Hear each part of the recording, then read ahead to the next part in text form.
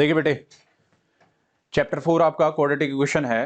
Quadratic equation में आपने quadratic equation कौन सा है आइडेंटिफाई करना बेसिक सी चीज है। जिसकी हाईएस्ट पावर पूरे इक्वेशन में कितनी हो 2 हो वो क्या होता है आपका क्वाड्रेटिक इक्वेशन होता है। ये बहुत बेसिक सी चीज थी, आपको पता है।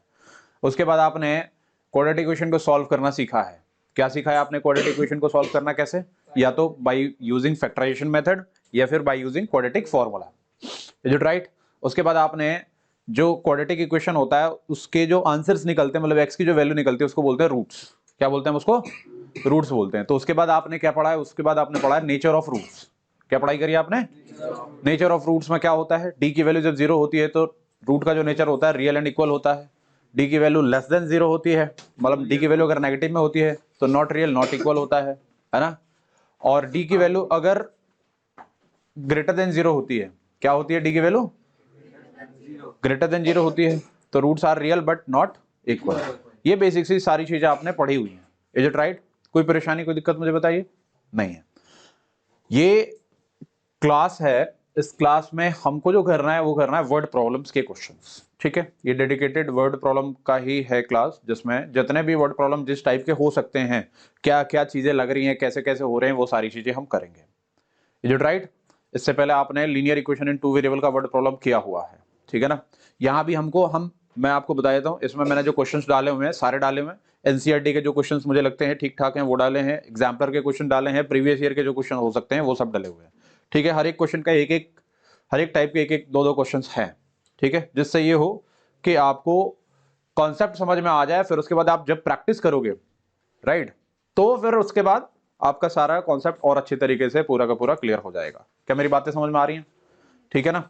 चलिए जी, तो स्टार्ट करेंगे। मैं आपको बता देता हूं, देखो फिर से जैसे हमने लीनियर इक्वेशन में समझा था कि आपको इक्वेशन सॉल्व करना आना चाहिए। क्या करना आना चाहिए आपको? इक्वेशन सॉल्व करना आना चाहिए। वैसे ही यहां पर भी आपको कोई भी इक्वेशन है, क्वाड्रेटिक इक्वेशन है, तो उसे सॉल्व करके लाना है आंसर। ठीक है, मैं तुमको एक टिप देता हूं कि हमेशा क्वाड्रेटिक इक्वेशन के जो भी क्वेश्चंस होंगे तो कोशिश ये करना है कि you have to use factorisation method, मतलब मिनटम वाला मेथड ही आप ज्यादातर यूज करें। बड़े बड़े नंबर हैं तो, अगर छोटे नंबर हैं और फैक्टराइजेशन में अगर समस्या आ रही है तो आप क्वाड्रेटिक फॉर्मूला यूज कर सकते हैं। क्या मेरी बात समझ में आ रही है? चीजें क्लियर हैं? ठीक है ना। तो अभी आपको वर्ड प्रॉब्लम तभी करना होता है जब आप क्या इक्वेशन सॉल्व करना सीख जाओ। ठीक है जी, चलिए जी स्टार्ट करते हैं। हम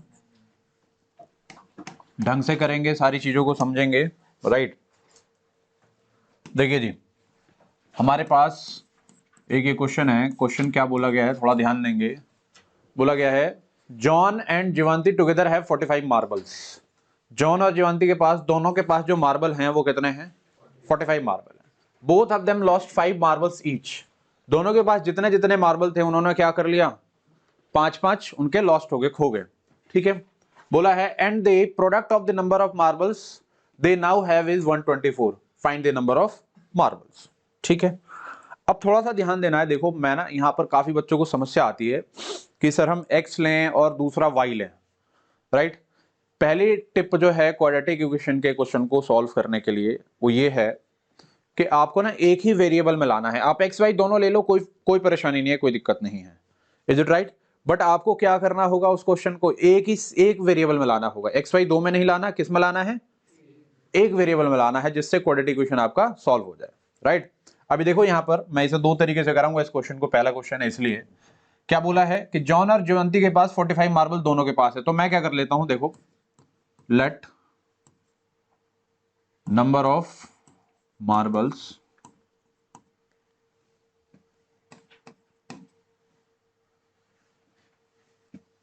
ब्रैकेट में डाल दो जॉन। जॉन के पास नंबर ऑफ मार्बल्स हैं मान लो x। ठीक है जी, और नंबर ऑफ मार्बल्स विद जीवांती, जीवांती के पास मैंने क्या मान लिया? y मान लिया। देखो x और y मैं आपको इसलिए बता रहा हूं, आपने इसे डायरेक्ट भी कर सकते हो, वो भी हम करना सीखेंगे, सारी चीजें सीखेंगे क्योंकि कॉन्सेप्ट आपको पता होना चाहिए। राइट, तो जॉन के पास मान लो कि x मार्बल है और जीवांती के पास मार्बल कितने हो गए तुम्हारे? y। अब इन्होंने जो क्वेश्चन दिया हुआ है उस कंडीशन के हिसाब से ये बोला है कि जॉन और जीवांती दोनों के जो मार्बल हैं वो कितने हैं? 45। तो मतलब x plus y is equal to कितना हो जाएगा? 45। क्या मेरी बात समझ में आ रही है? अब यहां से अगर मैं y की वैल्यू निकालूंगा क्योंकि एक वेरिएबल में मुझे लाना था, तो y की वैल्यू कितनी हो जाएगी 45 माइनस, इसका मतलब y मतलब जीवांती के पास जो नंबर ऑफ मार्बल है वो कितने हैं 45 माइनस x है। समझ में आया कि नहीं आया? क्या ये बातें क्लियर हो रही हैं? जो जीवांती के पास है y है और y की वैल्यू कितनी आई तुम्हारी 45 माइनस x, तो number of marbles with John x हो जाएगा और जीवांती के पास जो नंबर ऑफ मार्बल्स है वो कितने हैं 45 माइनस x। ये समझ में आया? अगर किसी क्वेश्चन में आपको ये समझ में नहीं आ रहा है कि x है और दूसरा 45 माइनस x होगा या 45 बाई x होगा, क्या होगा, तो उसके लिए आप x ले लो, y ले लो और जो कंडीशन दिया है उसके हिसाब से सॉल्व करके y की वैल्यू निकाल लो। ये बात आपके दिमाग में घुस रही है? मैंने क्या बताया? अगर आपको ये नहीं पता, जैसे मैं क्या कर सकता था, इसको let number of marbles with John x और number of marbles with Jivanti 45 minus x कर सकता था, क्योंकि मुझे पता है कि दोनों के पास 45 है, तो एक के पास x है तो दूसरे के पास 45 माइनस x होगा। काफी बच्चों को ये चीज समझ में नहीं आती कि 45 माइनस x आया कहां से। समझ में आया? अगर बोलता कि John and Jivanti have their marbles, the product of their marbles is 45, John और जीवांती के पास जो मार्बल्स उनका प्रोडक्ट अगर 45 है, तब क्या आता? अभी तो सम था, प्रोडक्ट होता तो क्या होता, एक के पास x होता तो दूसरे के पास 45 बाई x होता, है ना? तो ये चीज ना आपको समझ में आना चाहिए। तो समझने के लिए क्या है कि अगर जॉन के पास x है और जीवांती के पास y है, तो x into y is equal to कितना 45। अब यहां से क्योंकि प्रोडक्ट का है 45, तो यहां से y की वैल्यू निकालोगे तो कितना हो जाएगा 45 बाई, तो समझ में आया? अपॉन में कैसे आएगा, ये कौन सा किससे माइनस होगा, किस तरीके से आएगा, चीज समझ में आ रही है? ये एक दूसरा केस है जो कि मैंने अभी आपको बताया कि जॉन एंड जीवांती के पास जो मार्बल्स उनका प्रोडक्ट अगर 45 हुआ तो कैसे होगा। और ये बातें समझ में?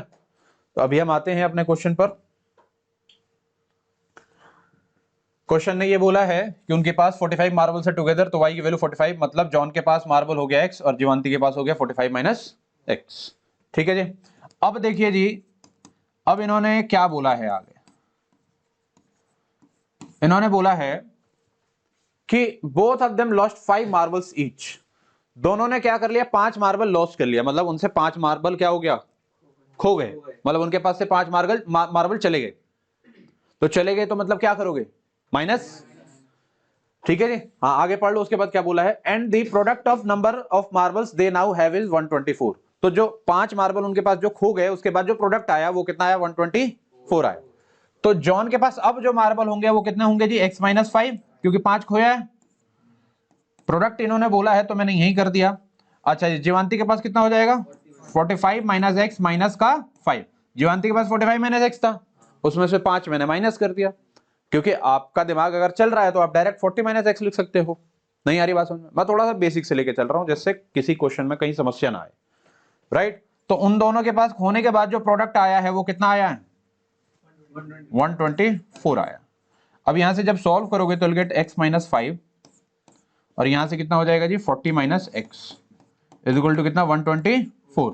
इसको सॉल्व कर लोगे तो गेट कितना, देखो 40x minus x square minus 200 plus का कितना 5x इज इक्वल टू 124। यहां से जब सॉल्व करोगे तो गेट कितना, देखो माइनस एक्स स्क्वायर, अच्छा ये 40 प्लस 5 कितना हो जाएगा 45x, ये 124 प्लस में है, इधर लेके आ जाओ माइनस में हो जाएगा, तो माइनस का कितना हो जाएगा 324 इज इक्वल टू 0, माइनस अगर मैं कॉमन ले लेता हूं तो I get x square minus का 45x प्लस का 324 इज इक्वल टू 0। ये आपका एक जो बन गया है, क्या बना है ये, this is your quadratic equation. ये जो इक्वेशन बना है ये कौन सा इक्वेशन बना है आपका? क्या ये चीजें समझ में आ रही है? मैंने कुछ थोड़ा सा इधर उधर करके बताया तो समझ में आया ना क्या है कैसे है? कोई परेशानी कोई दिक्कत मुझे बताइए। कैलकुलेशन देखो, आपको ना क्वेश्चन को एक फॉर्म में लाना आना चाहिए, कैलकुलेशन तो आपकी प्रैक्टिस के ऊपर है, प्रैक्टिस और कंसंट्रेशन अगर आप करते हो तो कैलकुलेशन सही होगा। इसके बाद देखो मैंने तुम्हें क्यों बताया, क्योंकि फैक्टराइजेशन क्यों करना है, फैक्टराइजेशन इसलिए करना है क्योंकि क्वाड्रेटिक फॉर्मूला अगर यहाँ यूज करते हो तो थोड़े बड़े कैलकुलेशंस हो जाते हैं, तो इसलिए ज्यादातर आपको अपनी जो मास्टरी करनी है वो क्या करनी है, किसमें करनी है, क्वाड्रेटिक फैक्टराइजेशन मेथड वाले में करनी है। Is it right? Factorisation method आपका बिल्कुल बढ़िया होना चाहिए। अब इसका क्या करोगे, मिलटर्म स्प्लिट कर लोगे, मिलटर्म स्प्लिट करके सॉल्व करोगे, आपका आंसर आ जाएगा। समझ में आया नहीं आया? चीजें क्लियर हो रही हैं? अभी मैंने एक्स और वाई जो करके बताया ये भी समझ में आया? ठीक है, चलिए नेक्स्ट क्वेश्चन पे चलते हैं। नेक्स्ट क्वेश्चन है हमारे पास, क्वेश्चन बोला गया है a cottage industry produces a certain number of toys in a day. एक कॉटेज इंडस्ट्री है वो कुछ नंबर ऑफ टॉय एक डे में प्रोड्यूस करती है, the cost of production of each toy, एक टॉय का जो कॉस्ट है वो कितना है, was found to be 55 minus the number of toys produced in a day. इसका मतलब ये हुआ कि एक दिन में जितना टॉय प्रोड्यूस हो रहा है उसका जो कॉस्ट है वो है 55 minus number of toys produced in a day. उसके बाद क्या बोला गया है, on a particular day the total cost of production was ₹750। किसी एक दिन जो टोटल कॉस्ट ऑफ प्रोडक्शन आया है उसका कितना आया, 750। We'd like to find out the number of toys produced on that day. थोड़ा सा ध्यान से देखेंगे समझेंगे इसमें क्या बोला गया है। हम मान लेते हैं कि late number of toys produced on a particular day, किसी एक पर्टिकुलर डे पर नंबर ऑफ टॉय जो है प्रोड्यूस किया गया है उसको हम मान लेते हैं x। क्या मान लेते हैं हम, x मान लेते हैं, ठीक है जी। अच्छा जी, उसके बाद क्या बोला इन्होंने, बोला है the cost of production of each toy was found to be 55 minus the number of toy. मतलब एक टॉय का जो कॉस्ट आ रहा है वो आ रहा है 55 माइनस नंबर ऑफ टॉय, ठीक है जी। तो कॉस्ट ऑफ वन टॉय जो होगा वो कितना होगा, 55 minus toy produced on that day. मतलब एक टॉय का कॉस्ट इतना है, टोटल नंबर ऑफ टॉय इतने हैं, राइट। तो क्वेश्चन के हिसाब से इन्होंने बोला है कि on a particular day the total cost of production was ₹750। Total जो कॉस्ट आया है वो कितना है, 750। तो टोटल कॉस्ट का मतलब क्या है, एक का कॉस्ट इनटू में टोटल नंबर मल्टीप्लाई कर देंगे तो हमको टोटल कॉस्ट निकल जाएगा, ठीक है जी। तो टोटल कॉस्ट कितना हो जाएगा, 750। टोटल कॉस्ट कैसे होगा, ध्यान से देखेंगे। एक का कॉस्ट है 55 माइनस एक्स इंटू टोटल जो नंबर है वो कितना है, x है, इज इक्वल टू 750। इसको ऐसे समझ सकते हैं कि एक पेन है उसका रेट अगर 5 रुपीज है तो 10 पेन का कितना होगा। तो हम क्या कर देते हैं, एक पेन का जो कॉस्ट है उसको नंबर ऑफ पेन से मल्टीप्लाई कर देंगे तो विल गेट द टोटल। तो ऐसे इसमें भी है, एक टॉय का कॉस्ट इतना है और टोटल नंबर इतना है, तो दोनों को मल्टीप्लाई कर देंगे तो हमको टोटल कॉस्ट आ जाएगा। इसको जब सॉल्व करेंगे तो विल गेट 55x माइनस का x square is equal to 750। इसको इधर लेके आएंगे, एक्स स्क्वायर माइनस का 55x प्लस का 750 इज इक्वल टू 0। अब ये बन गया हमारे पास एक क्वाड्रेटिक इक्वेशन। इस क्वाड्रेटिक इक्वेशन को सॉल्व करेंगे, सॉल्व करने के बाद हमारा फाइनल आंसर आएगा, ठीक है जी। जिसमें ये सारे क्वेश्चंस आपको करने ही होंगे, ठीक है जी। अभी करेंगे हम इन क्वेश्चनों को। देखिए जी, ये क्वेश्चन है, बोला है the area of rectangular plot is 528 metre square. Rectangular plot का एरिया जो है वो कितना दिया हुआ है, 528 metre square. The length of the plot is 1 more than twice its breadth, ठीक है। अब थोड़ा यहां ध्यान दीजिए बेटे, ये जो चीज लिखी गई है ना इस पर आपको थोड़ा फोकस करना होता है कि लिखना कैसे है। क्या बोला है आगे, we need to find the length and breadth of the plot. इन्होंने क्या बोला है कि लेंथ ऑफ प्लॉट जो है वो क्या है, 1 more than twice its breath, right. तो हम क्या कर लेंगे, लेट कर लेंगे, लेट ब्रेथ को ही हमने क्या मान लिया, x मान लिया, ठीक है। तो लेंथ क्या हो जाएगा according to question, length of the plot will be कितना, देखो लेंथ क्या बोला है इन्होंने, इन्होंने बोला है कि 1 more than twice its breath. ये ब्रेथ है, इसका ट्वाइस कितना हो जाएगा 2x, और 1 मोर देन मतलब क्या, +1। क्या मेरी बात समझ में आ रही है, ये ब्रेथ हो गया, ये लेंथ हो गया। उसके बाद इन्होंने क्या बोला है, एरिया जो है वो कितना है, 528 है। तो अकॉर्डिंग टू क्वेश्चन एरिया जो है, मैं ऐसा लिख लेता हूं, area is equal to 528 metre square. Area जो होता है क्या होता है, length into breadth is equal to कितना हो जाएगा, 528। यहां से सॉल्व करोगे तो 2x square plus x minus का 528 इज इक्वल टू 0। ये एक सिंपल आपके पास क्या आ गया, this is your quadratic equation. इसे आप सॉल्व करोगे and you will get the answer. Is it right, क्या मेरी बात समझ में आ रही है, क्लियर है चीजें, हो जाएगा। चलिए जी आगे चल लेते हैं। ये नंबर्स वाले क्वेश्चंस हैं, इन पर आपको थोड़ा फोकस करना पड़ेगा अच्छी तरीके से, ध्यान देना इधर। देखो जी, क्वेश्चन में बोला गया है the product of two consecutive positive integers, the product of two consecutive positive integers is 306, we need to find the integers. अच्छा, कॉन्जिक्यूटिव का मतलब क्या होता है, इसको समझो। कॉन्जिक्यूटिव का मतलब होता है कि अगर एक नंबर है तो उससे अगला वाला जो नंबर होगा वो कंजिक्यूटिव होगा। अब यहाँ पर कुछ बातें और हमको ध्यान देना है, पहले हम इस क्वेश्चन को कर लेते हैं फिर हम उन बातों को ध्यान देंगे, ठीक है। देखो जी, इंटीजर पता करना है तो let first integer be X. मैंने क्या बताया, इसके अगला वाला जो होगा वो कंसेक्यूटिव होगा। तो अगर एक x है तो दूसरा क्या होगा, x प्लस 1 होगा। तो यहां से हमारा सेकेंड इंटीजर जो हो जाएगा वो हो जाएगा x plus 1। Is it right? अच्छा जी, अब थोड़ा ध्यान दीजिएगा कि इन्होंने ये बोला है कि the product of two consecutive positive integer is 306। तो मतलब एक अगर x है और दूसरा अगर आपका कितना है, x प्लस 1 है, x प्लस 1 है, तो इन दोनों का प्रोडक्ट जो है इन्होंने कितना बोला है, 306। यहां से सॉल्व कर लेंगे तो x square plus x minus का 306 इज इक्वल टू कितना, 0। अब ये तो इजी है क्वेश्चन, इसमें थोड़ा सा ना ट्विस्ट है, हल्का सा चेंज करेंगे हम। थोड़ा ध्यान दीजिएगा बेटे, ध्यान से देखना है, आपको समझना है, क्योंकि क्वेश्चन है ये, तो यहीं से हमको एक क्वेश्चन और ध्यान देना है। क्या ध्यान देना है, सुनो। The product of two consecutive integers, simple इतना बोला है। यहां पर यह बोला जा सकता है कि the product of two consecutive odd integers, क्या बोला, the product of two consecutive odd integers is 306। Question को हल्का सा हमने चेंज कर दिया, मॉडिफाई कर दिया। या फिर यह बोल सकता है the product of two consecutive even integers is 306। तो उस केस में क्या होगा, देखो जरा ध्यान से समझना है कैसे।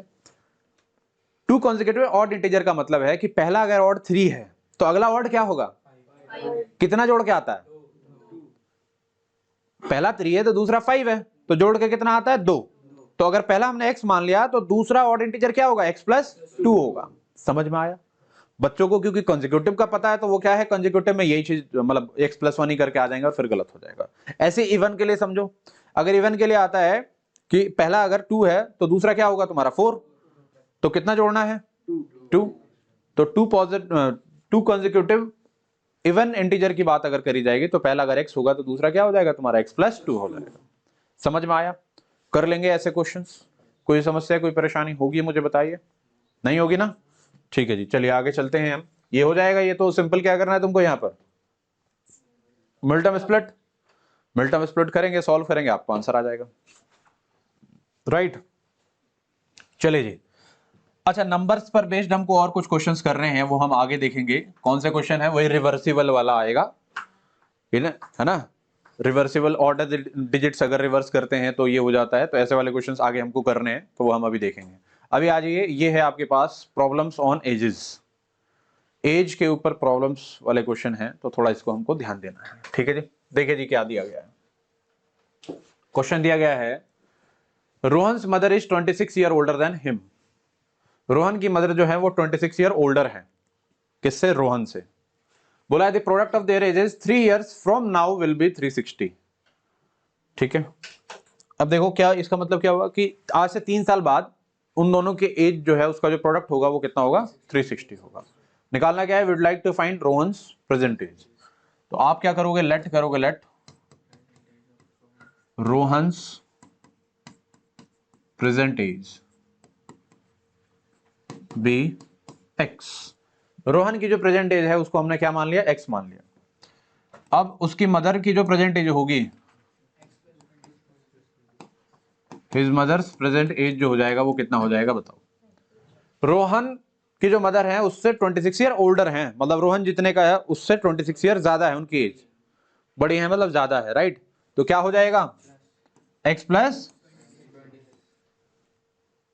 क्या मेरी बात समझ में आ रही है, क्लियर है?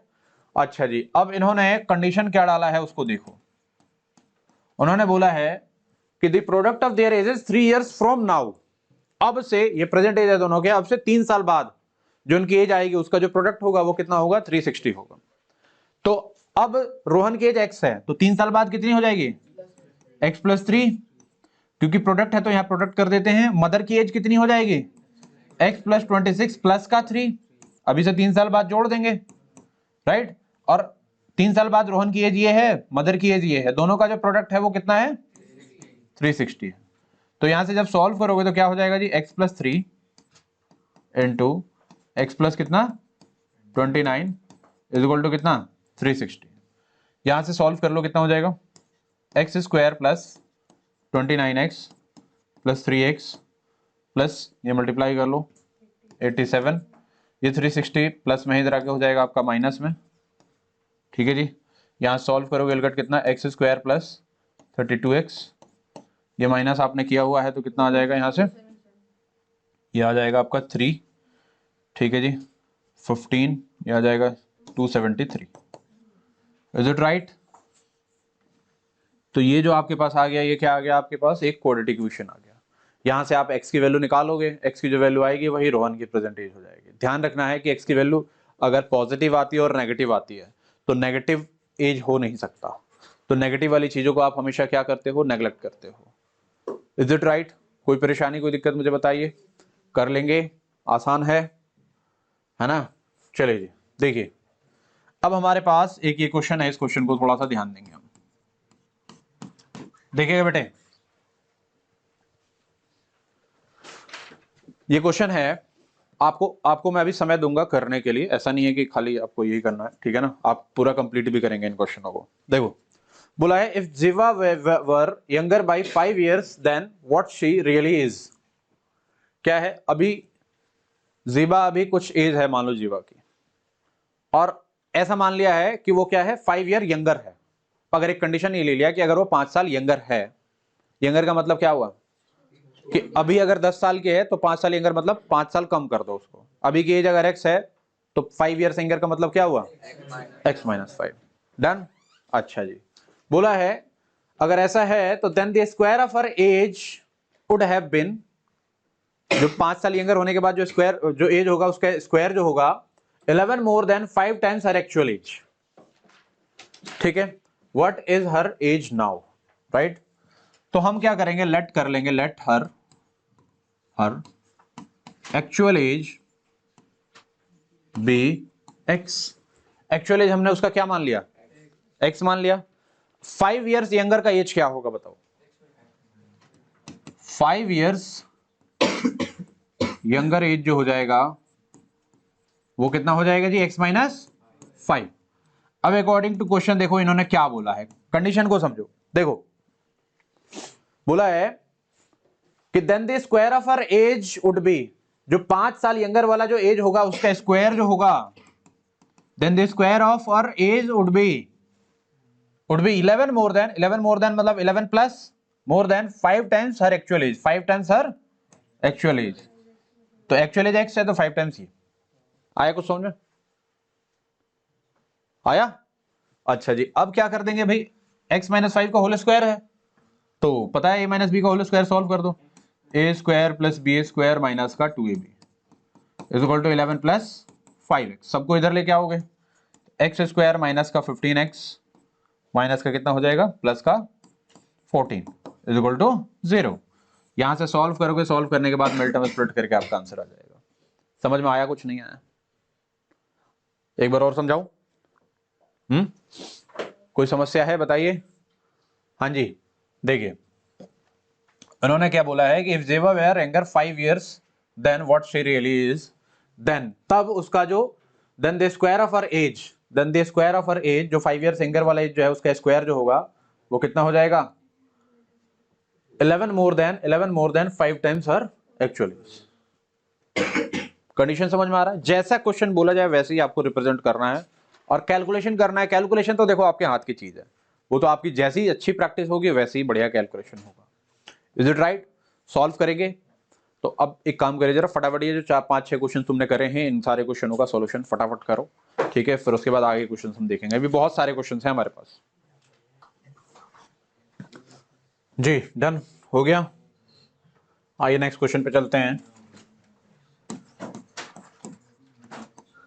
थोड़ा ध्यान देना है, देखो बेटे ये जो एज वाले क्वेश्चंस होते हैं ना उसमें हल्का सा आपको ये ध्यान देना है कि लैंग्वेज में बोला क्या गया है, लैंग्वेज के हिसाब से आपको क्वेश्चनों को सॉल्व करना होता है, ठीक है? देखिए जी इधर देखिए ये वाला क्वेश्चन देखिए, क्वेश्चन क्या कह रहा है, कह रहा है at present Asha's age is 2 more than the square of her daughter Nisha's age. अभी जो आशा की एज है वो क्या है, उसकी डॉटर निशा की एज से 2 ज्यादा है, निशा की एज के स्क्वायर से 2 ज्यादा है, यही बोला गया है। अच्छा आगे पढ़ते हैं, when Nisha grows to her mother's present age, Nisha जब ग्रो हो जाएगी मदर की जो अभी जो प्रेजेंट एज है तब, राइट। जैसे मान लो अभी अगर निशा की एज 2 साल है और आशा की एज मान लो 25 साल है, ध्यान से समझना कि निशा की एज कितनी है, 2 साल है, और आशा की एज कितनी है, 25 साल है, मान लेते हैं ऐसा, लेट सपोज करते हैं। डन। अब होगा क्या कि निशा जो है आशा की एज पर कितने साल बाद होगी, कितने साल बाद आएगी, 23 साल बाद। ये 23 आया कैसे कि निशा की आशा की जो प्रेजेंट एज है उसमें हमने क्या माइनस कर लिया, निशा के प्रेजेंट एज को माइनस कर लिया। समझ में आया? थोड़ा सा इसको समझना है क्योंकि हमको इसको यूज करना है इस क्वेश्चन को करने के लिए। अब क्वेश्चन पढ़ो क्या कह रहा है। When Nisha grows to her mother's present age, Asha's age would be 1 year less than 10 times the present age of Nisha. जब निशा आशा की एज पर आ जाएगी तो जो आशा होगी वो क्या होगी, 1 साल कम, 10 टाइम्स ऑफ निशा एज। ठीक है। अब बोला क्या है, find the present age of both Asha and Nisha. Clear है? अब थोड़ा सा ना इसको मैं नॉर्मल बेसिस पर तुम्हें समझाता हूं कि अभी मान लो निशा है, उसकी एज कुछ है और आशा की एज भी कुछ है। आई बात समझ में? जब निशा आशा की एज पर पहुंचेगी, क्या होगी, निशा आशा की एज पर पहुंचेगी, अपनी मम्मी की एज पर पहुंचेगी, तो उसकी मम्मी की एज भी तो बढ़ेगी, बढ़ेगी कि नहीं बढ़ेगी, राइट? वो बढ़ेगी। तो जब निशा जो है वो आशा की एज पर पहुंचेगी तो उस समय का कंडीशन इन्होंने बोला है कि उस समय जो आशा की एज हो जाएगी वो कितनी हो जाएगी, 10 times the present age of Nisha, 1 year less, मतलब 1 साल कम, 10 times of present age of Nisha. तो हम एक काम करते हैं, एक एक चीज ब्रेक करके लिखते हैं पहले, तब जाकर और बढ़िया तरीके से समझ में आएगा। ठीक है, मैंने क्या कर लेना है, let present age of Nisha, present age of Nisha, Nisha की प्रेजेंट एज हमने मान लिया x। ध्यान से समझना, हमने निशा की प्रेजेंट एज को x क्यों माना है, क्योंकि उन्होंने बोला है स्टार्टिंग में, बोला है at present Asha's age is 2 more than the square age of daughter Nisha. तो डॉटर की एज अगर x है तो प्रेजेंट एज ऑफ आशा कितनी हो जाएगी, कितनी हो जाएगी बताओ, square of a daughter age. तो स्क्वायर ऑफ डॉटर एज कितना है, एक्स स्क्वायर और 2 मोर है, मतलब एक्स स्क्वायर प्लस 2। समझ में आया? इतनी सी बात समझ में आ रही है? निशा की एज x होगी, आशा की एज कितनी होगी, एक्स स्क्वायर प्लस 2, ये प्रेजेंट एज है। समझ में आया? अच्छा जी, जब निशा ग्रो करेगी अपनी मम्मी की एज तक, कितने साल बाद ग्रो करेगी, ये कैसे पता चलेगा, कैसे पता चलेगा, ध्यान से सुनो, ध्यान से सुनो, कब वो अपनी मम्मी की एज पर आएगी। जैसे उसकी मम्मी की एज अभी 25 है और उसकी एज अभी 2 है, तो कितने साल बाद, 23 साल बाद आएगी। तो 23 साल आया कैसे तुम्हारा, 25 में से 2 को माइनस कर दिया, मतलब present age of Asha minus present age of. तो निशा जो है अपनी मम्मी की एज पर तब आएगी जब ये, इसको हम क्या करेंगे, इससे माइनस करेंगे। ठीक है जी, तो यहां लिखेंगे when Nisha grows to her mother's present age, present age, तो उस समय क्या हो जाएगा जी, ये हो जाएगा एक्स स्क्वायर प्लस 2 माइनस का x, ये हो जाएगा। समझ में आया ना कैसे आया, कितने साल बाद होगी, तो इतने साल बाद होगी, 25 माइनस 2 करेंगे तो 23 आएगा, तो 23 साल बाद होगी। Is it right? अच्छा जी, अब अकॉर्डिंग टू क्वेश्चन पर आते हैं, थोड़ा ध्यान देना है यहां पर। अकॉर्डिंग टू क्वेश्चन ये है कि जो गैप आया वो कितने साल का आया है, 23 साल का। तो 23 साल बाद निशा तो 25 की हो जाएगी, बट 23 साल बाद आशा भी तो 23 साल बाद वो बढ़ेगी। क्या मेरी बात समझ में आ रही है? निशा कितनी हो जाएगी, 25 साल की, और आशा कितनी हो जाएगी, कितना बढ़ जाएगा, और 23 उसमें भी आशा की एज में भी बढ़ जाएगा, 23 और ऐड कर देंगे उसमें, है ना। तो जो 23 वाला जो था वो यही टर्म है ना, 23 वाला। तो 23 साल बाद जो आशा हो जाएगी, आशाज एज विल बी, हम 23 जो 23 इयर्स ले रहे हैं ना, वो हम एक एग्जांपल लेके समझ रहे हैं। ठीक है, तो इसके बाद जो आशा की जो एज हो जाएगी, आशाज एज जो हो जाएगा वो कितना हो जाएगा, 1 year less than 10 times the present age of Nisha. तो निशा की जो प्रेजेंट एज है वो कितनी है, x है, तो 10 times the present age of Nisha minus 1 year less बोला है ना, 1 ईयर लेस का मतलब क्या हो जाएगा, 10 times the present age of Nisha minus 1। अब तुम मुझे बताओगे कि इतने सालों बाद आशा की एज कितनी होगी, ये बताओ भाई। निशा जो है वो आशा की एज पर आ गई, तो आशा की एज उस समय कितनी होगी, कितनी होगी मैं बताता हूं, देखो कितनी होगी। आशा की एज अभी प्रेजेंट एज ये है, और कितने साल बाद, इतने साल बाद, तो उस समय जो आशा की एज हो जाएगी वो ये प्लस ये होगा। समझ में आया कि नहीं आया, ध्यान से समझो थोड़ा सा। सपोज करो ये है 2 साल की, ये है 25 साल की, ये 2 से 25 कब आएगी, ये आएगी 23 साल बाद। तो 23 साल बाद आशा की एज कितनी होगी, 25 + 23 ही तो होगी। समझ में आ रहा है ये सिनेरियो। तो 23 साल बाद मतलब जब निशा हो जाएगी आशा की एज के बराबर, ठीक है जी, तो आशा की जो एज हो जाएगी ये प्लस ये, तो इसका मतलब अभी क्या हो जाएगा, ये वाला प्लस ये वाला। तो मतलब ये हो जाएगा आशा की एज जो हो जाएगी x² + 2 प्लस का कितना, x² + 2 - x, ठीक है जी, इज इक्वल टू कितना 10x - 1।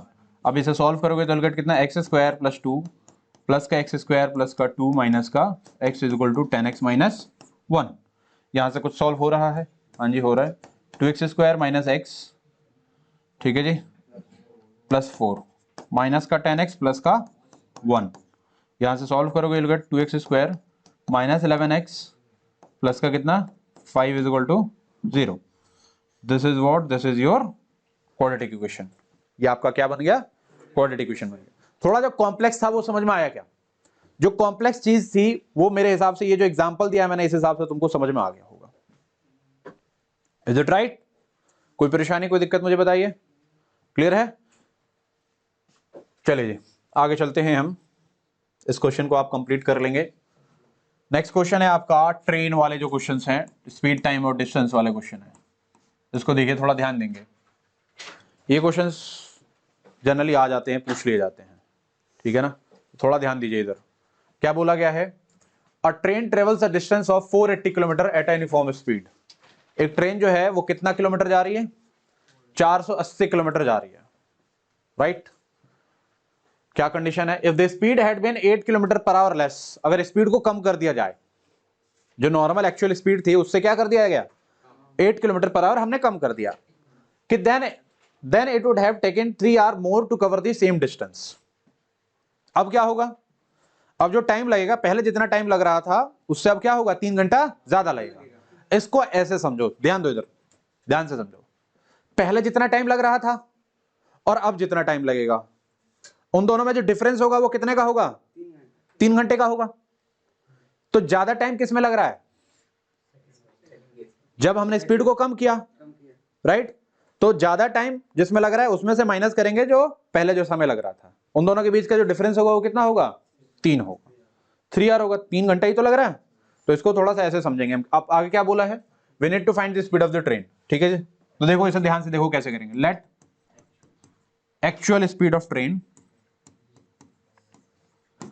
Actual speed of train, train की जो एक्चुअल स्पीड है वो हमने मान लिया x kilometre per hour, per hour के हिसाब से है ना, हाँ जी। Let actual speed of train be x kilometre per hour. अब जब हम इसकी स्पीड को 8 किलोमीटर पर आवर से रिड्यूस कर देंगे, ठीक है जी, तो when speed is reduced, when speed is reduced, ठीक है जी, तो क्या होगा, नया स्पीड क्या हो जाएगा, x - 8 किलोमीटर पर आवर। जब स्पीड को रिड्यूस कर देंगे तो ये होगा, मुझे बताइएगा। अच्छा जी, अब मैंने यहां पर ये कंडीशंस लिखता हूं, कुछ थोड़ा ध्यान देना है। इन्होंने दिया है टाइम, दिया हुआ है, क्या दिया हुआ है, टाइम। तो मैं क्या करूंगा, जब स्पीड इतनी थी तब टाइम निकालूंगा, और जब स्पीड इतनी थी तब टाइम निकालूंगा। निकालिए कैसे, टाइम का फॉर्मूला क्या होता है जी, टाइम इज इक्वल टू कितना होता है, डिस्टेंस अपॉन स्पीड, ये होता है ना।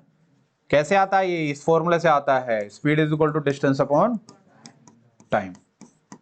तो टाइम इधर चला जाएगा, स्पीड इधर आ जाएगा। तो टाइम का जो फॉर्मूला हो गया क्या हो गया, डिस्टेंस अपॉन स्पीड। तो इस वाले में जो टाइम होगा वो बताना जरा मुझे क्या हो जाएगा, डिस्टेंस कितना है 480 और स्पीड कितनी है इसकी x, और इस वाले में जो टाइम होगा वो कितना हो जाएगा 480 अपॉन में x माइनस। अब थोड़ा ध्यान देना है, इधर सुनो, दोनों के बीच का जो गैप आ रहा है वो कितना आ रहा है, 3 घंटे का आ रहा है। तो टाइम ज्यादा किस में लगेगा, इसमें लगेगा कि इसमें लगेगा? स्पीड जिसमें कम होगी उसमें तो टाइम ज्यादा लगेगा, तो टाइम ज्यादा इसमें लगेगा। मतलब 480 अपॉन में x माइनस 8, इसमें तुमको ये समझ में नहीं आता है कि हम ले क्या, किसको किससे माइनस करें, किससे किसको प्लस करें, ये आपके डाउट रहता है। इस तरीके की चीजें डाउट रहती हैं, थोड़ा ध्यान देना है आपको, ध्यान से समझो। इन्होंने बोला है कि then it would have taken 3 hour more to cover the same distance. मतलब इन्होंने बोल दिया कि टाइम जो है वो ज्यादा लगना है। तो टाइम ज्यादा किस में लगेगा? जिसमें स्पीड कम होगी, है ना। तो स्पीड इसमें टाइम ज्यादा लग रहा है, माइनस कितना? 480 अपॉन में x। इसमें मान लो 10 घंटा लग रहा है और इसमें मान लो 7 घंटा लग रहा है, तो दोनों का जो डिफरेंस आया उन्होंने कितना बोला हुआ है? 3। तो इज इक्वल टू क्या हो जाएगा? 3 हो जाएगा। ये ऐसे भी समझो, अगर इन्होंने स्पीड बढ़ा दिया होता, ध्यान से समझना, स्पीड क्या कर दिया था इन्होंने, तब 3 घंटा कम लगता, तो 3 आवर इसमें मोर लगा है, उसमें 3 आवर लेस हो जाता। तो इसको प्लस माइनस कुछ नहीं करना है, इसको तो यही रखना है, ये चेंज करना है। आपको ये समझना है कि टाइम किसमें ज्यादा लगेगा और किसमें कम लगेगा। जिसमें ज्यादा लगेगा वो पहले आएगा, माइनस कर देंगे जिसमें कम टाइम लगेगा। ये बात समझ में आ रही है? Is it right? अभी क्या हो गया? ये हो गया। इसको तो पता है ना कैसे सॉल्व करते हैं? कैसे सॉल्व करते हैं? यस, एलसीएम लेके सॉल्व कर लेते हैं। x माइनस 8 यहाँ पर आ जाएगा, यहाँ x आ जाएगा, इसको इधर ले जाओगे, गेट 480x। हाँ जी, कॉमन लेके काट सकते हैं, फिर भी एक्सपेंड तो करना ही पड़ेगा आपको। 480 ब्रैकेट में x माइनस कितना हो जाएगा? 8 is equal to 3। Cross multiply करेंगे, सॉल्व करेंगे, सॉल्व करके आंसर आ जाएगा। क्या मेरी बात समझ में आ रही है? चीजें क्लियर हो रही हैं?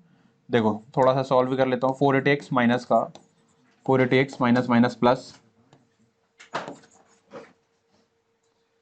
3840 is equal to 3 into X square minus 8x। ये 480x है, क्योंकि माइनस है तो कट गया, तो सिंपल सा हो जाएगा। क्या हो जाएगा? 3x स्क्वायर माइनस का 24x माइनस का 3840 इज इक्वल टू 0।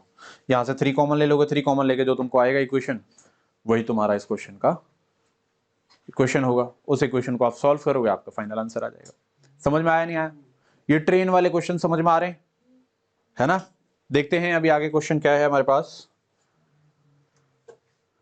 एरोप्लेन, वही सेम ही है, सेम ही कॉन्सेप्ट लगना है अभी। ट्रेन और एरोप्लेन में ऐसा नहीं है कि कुछ अलग अलग हो गया। ये भी स्पीड टाइम डिस्टेंस का ही क्वेश्चन है, वो भी स्पीड टाइम डिस्टेंस का ही क्वेश्चन था। ध्यान दो इधर। बोला है an aeroplane travelling at uniform speed for 360 kilometre. Aeroplane जो है किसी स्पीड से चल रहा है, उसकी कितना किलोमीटर जा रहा है वो? 360। अच्छा जी। Would have taken 48 minute less. अभी जिसकी हम बात कर रहे थे वही आ गया ना। कितना मिनट लेस बोल रहा है? 48 minute less to travel the same distance. Same distance को ट्रेवल करने में कितना समय लग रहा है? 48 मिनट कम लग रहा है। If its speed were 5 kilometre per hour more, अगर उसकी स्पीड को हमने 5 घंटा बढ़ा दिया तो। समझे? क्या बोला है? Find the original speed of the aeroplane. तो हम क्या कर लेते हैं, लेट कर लेते हैं, let original speed be x kilometre per our.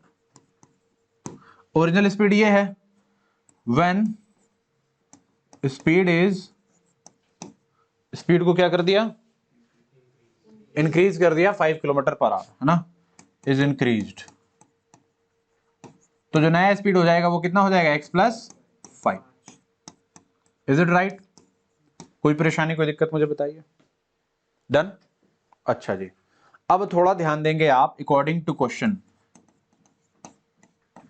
कितना समय लग रहा है? 48 मिनट लेस लग रहा है। तो अच्छा, यहां पर 48 मिनट और बोल दिया गया है, तो मिनट को ना आपको आर में लाना पड़ेगा। मिनट को किस में लाना पड़ेगा? आर में लाना पड़ेगा। कैसे लाते हैं आर में पता है? मिनट को आर में लाने के लिए सिंपल 60 से क्या कर दोगे, उसमें डिवाइड कर दोगे, दैट्स इट। तो जैसे 48 मिनट में है, आर में लाना है तो 48/60, वो जनरलाइज करके एक सिंपल फॉर्म में आ जाएगा। ठीक है, तो चलो वो तो एक बात है। अभी इधर देखो, अब जो टाइम लगेगा बेटा जी, ओरिजिनल स्पीड से अगर चलेगा तो कितना टाइम लगेगा? डिस्टेंस अपॉन में, डिस्टेंस कितना है? 360 अपॉन में कितनी? x। ठीक है जी। इसमें जो टाइम लगेगा वो कितना लगेगा? 360 अपॉन में x प्लस। अब तुम मुझे बताओगे कि टाइम इन दोनों में से किसमें ज्यादा लगेगा और किसमें कम लगेगा? टाइम इसमें ज्यादा लगेगा, किसमें लगेगा? स्पीड ज्यादा है तो टाइम कम लगेगा, ये बेसिक सी बात है, या पता होनी चाहिए। तो स्पीड यहां ज्यादा है तो यहां टाइम कम लगेगा, मतलब ज्यादा इसमें लगेगा। तो ज्यादा कितना लग रहा है जी 360 अपॉन में x माइनस 360 अपॉन में, इन दोनों का जो गैप आ रहा है वो आ रहा है 48 मिनट का आ रहा है, तो 48 अपॉन में 60। समझ में आया नहीं आया? कॉन्सेप्ट क्लियर हुआ अभी? भाई टाइम इसमें ज्यादा लग रहा है तो इसमें इसका टाइम माइनस इसका टाइम कर देंगे तो जो एक्चुअल टाइम जो गैप आ रहा है वो गैप आ जाएगा। माइनस करने से क्या आता है? गैप आता है। 48 मिनट ज्यादा लगे 48 मिनट कम लगे, गैप 48 मिनट का है। इसका मतलब क्या है? गैप 48 मिनट का है। समझ में आ रहा है नहीं आ रहा है? ये बात क्लियर हो रही है नहीं हो रही है? गैप हो रहा है, 48 मिनट ज्यादा लगे कम लगे उससे प्लस माइनस से कोई फर्क नहीं पड़ना। आपको ये समझना है गैप कितना आ रहा है। गैप कैसे करते हैं? बड़े वाले ज्यादा टाइम में से छोटे वाले टाइम को माइनस करेंगे तो हमको गैप मिल जाएगा। Gap is this. 48/60 क्यों किया? क्योंकि ये मिनट में दिया हुआ था, राइट। इसे आप सॉल्व करोगे तो कितना हो जाएगा? 4/5। अब यहां से आपको सॉल्व करना है, सॉल्व करके कैलकुलेट करोगे तो गेट द फाइनल इक्वेशन। ये हो जाएगा x+5, इधर लेके चले जाएंगे 360 ब्रैकेट में x+5 माइनस का 360x is equal to 4/5। Solve कर लो। 368 प्लस 0 30 0 3 15 3 18 माइनस का 360x अपॉन में यहाँ से क्या आ जाएगा आपके पास? आ जाएगा x² plus 5x is equal to कितना? 4/5। 360 से ये 360 गया, राइट। 5 को इधर मल्टीप्लाई कर दो, इसको इधर मल्टीप्लाई करो, कैलकुलेट करो, आपका आंसर आ जाएगा। इक्वेशन बना देता हूं मैं। इक्वेशन तक क्या बन जाएगा जी इक्वेशन? ये इसको लेके जाएंगे 9000 हो जाएगा इज इक्वल टू इधर आ जाएगा आपके पास 4x² प्लस 20x। ठीक है जी। तो ये बन जाएगा 4x² plus 20x minus is equal to 0। 4 common ले लो अगर चाहो तो। हाँ जी लेना तो पड़ेगा ही। यहाँ से आ जाएगा कितना? 5x माइनस 8 2250 है ना। यहाँ से सॉल्व करोगे 4 इधर तो x² प्लस 5x माइनस का 2250, ये आपकी इक्वेशन हो जाएगी। Is it right? इसको सॉल्व करेंगे, सॉल्व करने के बाद आपका फाइनल आंसर आ जाएगा। आया समझ में नहीं आया? इजी है? कोई परेशानी कोई दिक्कत मुझे बताइए। चलिए जी आगे चले हम। हाँ जी ये क्वेश्चन ये भी ट्रेन वाला ही है। स्पीड टाइम डिस्टेंस के क्वेश्चन थोड़े से ज्यादा आते हैं तो इसलिए इसके क्वेश्चन हम करेंगे मल्टीपल। देखिए जी क्या कह रहा है? कह रहा है a train travels at a certain average speed for a distance of 63 kilometre and then travels a distance of 72 kilometre at an average speed of 6 kilometre per hour more than its original speed. ठीक है जी। If it takes 3 hours to complete the total journey what is its original average speed? Total journey बड़ा easy है। Total जो journey है, जो total time लग रहा है वो लग रहा है कितना? 3 आवर्स। तो कुछ स्पीड से कुछ डिस्टेंस कवर किया, कुछ स्पीड से दूसरा डिस्टेंस कवर किया, और दोनों का जो टाइम लगा वो कितना लगा? 3 आवर। Is it right? तो क्या बोला है? What is the original average speed, right. तो हम क्या करेंगे? जो हमको निकालना है वो हम लेट कर लेंगे। Let original average speed be x kilometre per hour. Original average speed को हमने क्या मान लिया? x kilometre per hour. ठीक है जी। And then travels a distance of 72 kilometre at an average speed of 6 kilometre per hour more than its original speed, है ना। तो स्पीड इंक्रीज स्पीड कितनी आ जाएगी जी? इंक्रीज्ड स्पीड जो हो जाएगी वो कितनी हो जाएगी? x+6। यही बोला है ना इन्होंने, 6 किलोमीटर पर आवर से बढ़ा दिया। अब हम यहां पर थोड़ा ध्यान देंगे। ध्यान देने वाली बात यह है कि यहां पर जो टाइम आएगा वो क्या आएगा? बताइए। यहां पर जो टाइम आएगा वो क्या आएगा? एवरेज स्पीड जनरल जो चल रहा है वो कितना चल रहा है? 63 किलोमीटर चला है। तो यहां पर जो टाइम आएगा 63 अपॉन में x, और 6 घंटे बढ़ाने के बाद जो कितना किलोमीटर चला है वो 72। तो यहां पर जो टाइम आ जाएगा वो क्या जाएगा? 72 अपॉन में x+6 6 होगा ना, है ना। अब क्या बोला है इन्होंने? ये दोनों ही स्पीड से चलने के बाद कितने डिस्टेंस तक, कितने किलोमीटर, कितने घंटे तक चला है वो? 3 घंटे तक। तो 63/x प्लस करोगे माइनस? माइनस क्यों नहीं करेंगे? क्योंकि दोनों मिला के वो 3 घंटे चला है। Is it right? तो 63/x plus 72/x plus 6 is equal to कितना 3r। अब यहां से एलसीएम लेंगे, सॉल्व करेंगे, काटेंगे पिटेंगे, आंसर आ जाएगा। समझ में आया कि नहीं आया? Is it easy? है ना? तो एक बार इसको कंप्लीट करिए, फिर आगे के क्वेश्चनों में हम चलते हैं। फटाफट कंप्लीट करिए। हाँ जी, तो बना लिया आपने इक्वेशन। इक्वेशन को थोड़ा सिंप्लीफाई अगर करना चाहें तो ये 3 से आपका एक बार में कट जाएगा, ये 21 और ये 24। यहां से इक्वेशन बनाएंगे, सॉल्व करेंगे, आपका आंसर आ जाएगा। क्या आ जाएगा जी? x प्लस 6, ये इधर चला जाएगा, 21 है यहाँ पर, x प्लस 6 प्लस का 24 है यहाँ पर, आ जाएगा x इज इक्वल टू कितना 1। सॉल्व करोगे 21x प्लस 126 प्लस हो जाएगा 24x is equal to x square plus 6x। यहाँ से जब आप सॉल्व करोगे तो गेट, देखो इन सबको इधर ले आओ, तो ये हो जाएगा आपके पास x square plus 6x minus का 45x माइनस का 126 इज इक्वल टू 0। मैच कर लेना आप, x स्क्वायर माइनस का 39x माइनस का 126 इज इक्वल टू 0। क्या इक्वेशन ये आ रही है? सिंप्लीफाई करेंगे आप, थोड़ा सा रिड्यूस करेंगे तो आपको इक्वेशन ये मिलेगा। समझ में आया कि नहीं आया? क्लियर है? समझ में आ गया? कुछ टाइम तक इस स्पीड से चला, कुछ टाइम तक इस स्पीड से चला, जो टोटल टाइम आया वो 3 घंटा आया। तो उस हिसाब से आपने सॉल्व कर लिया। आपने यहां से 3 को ऐसे रिड्यूस किया है, आप चाहो तो एलसीएम लेके प्रॉपर सॉल्व करके फिर 3 से 3 वगैरह कॉमन लेके फिर और सिंप्लीफाई कर सकते हो। Is it right? कोई परेशानी है, कोई दिक्कत है, बताइए। चलिए जी आगे चलते हैं हम। देखिए बेटे, ये क्वेश्चन पढ़िए जी। ये वाला क्वेश्चन जो है ना, पिछले साल में ऐसे क्वेश्चंस आए हुए थे, ध्यान देना। प्रीवियस ईयर्स में ऐसे कुछ क्वेश्चंस आए हुए थे एरोप्लेन वाले, जो बैड वेदर के चलते इधर उधर हो जाते हैं, लेट हो जाता है, ये चीजें हो जाती है ना, तो ऐसे क्वेश्चंस हैं जिनको आपको समझना है। ध्यान से पढ़िए क्वेश्चन। बोला है an aeroplane left 50 minutes later than its scheduled time. कुछ शेड्यूल टाइम था, उससे 50 मिनट बाद चला है, मतलब लेट हो गया, right? And in order to reach the destination, कितना है destination? 1250 kilometre away in time, it had to increase its speed by 250 kilometre per hour. अब जो स्पीड है उसको कितना बढ़ाना पड़ेगा? 250 किलोमीटर पर आवर बढ़ाएगा, तब जाके वो एक्चुअल टाइम पे पहुंच पाएगा। सही है जी? अच्छा जी, from its usual speed find its usual speed. अब इसको थोड़ा समझो, अभी ऐसे ही क्वेश्चन हमने किया है।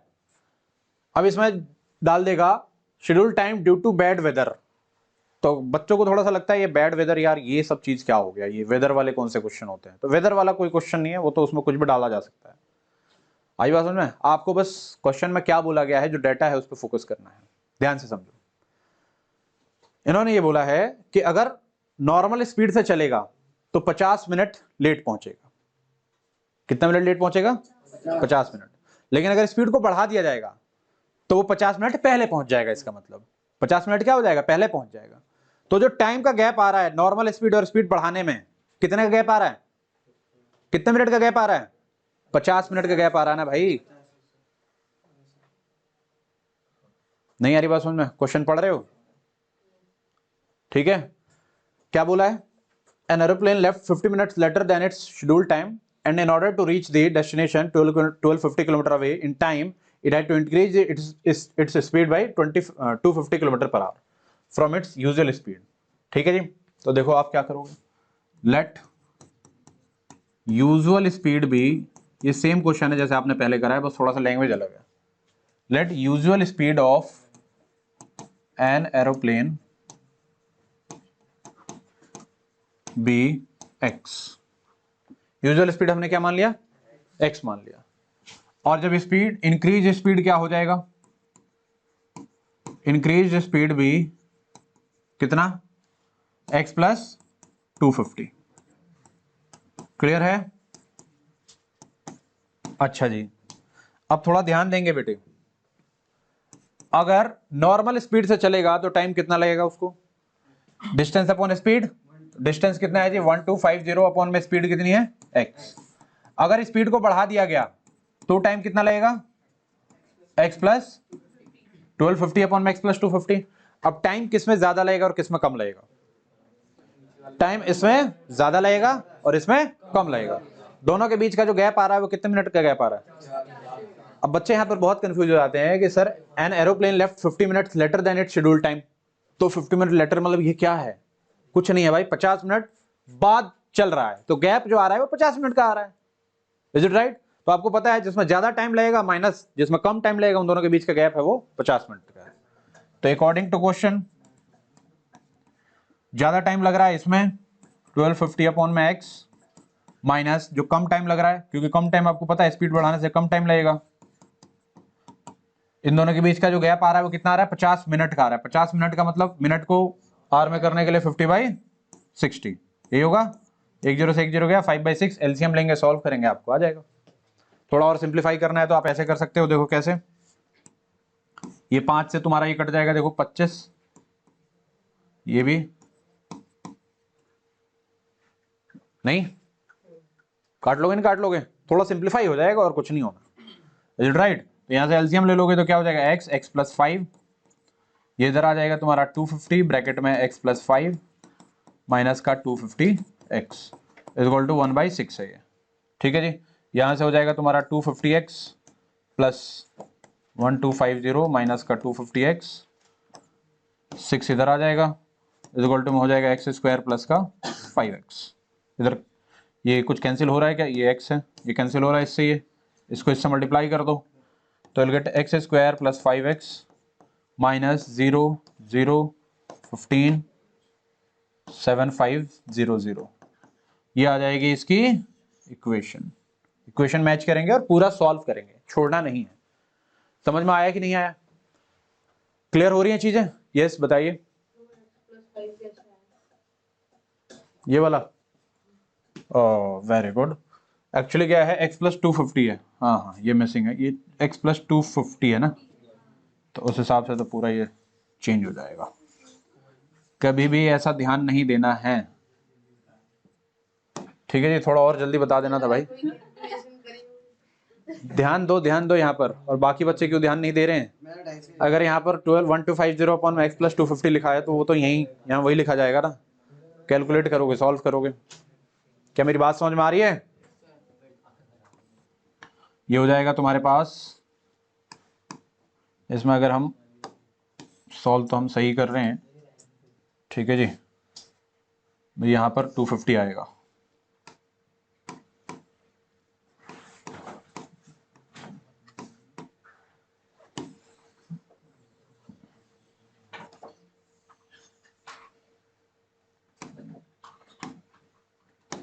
ये मैं लिख देता हूँ यहाँ पर 250, ठीक है जी। अब आप इसे कैलकुलेट कर लीजिए, यहाँ पर ये आ गया आपके पास 6, ये भी 250 ही है।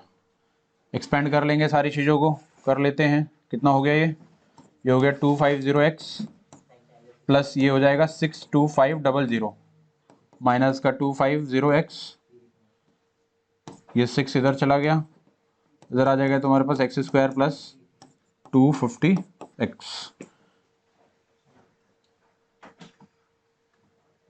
कैंसिल आउट हो जाएगा, क्या कैंसिल होगा?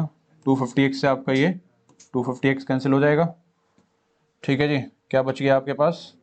6 से इसको मल्टीप्लाई कर देना है, तो ये हो जाएगा x स्क्वायर प्लस का 250x माइनस का 0 0 30 12 3 15 1 36 और 1 36 37500।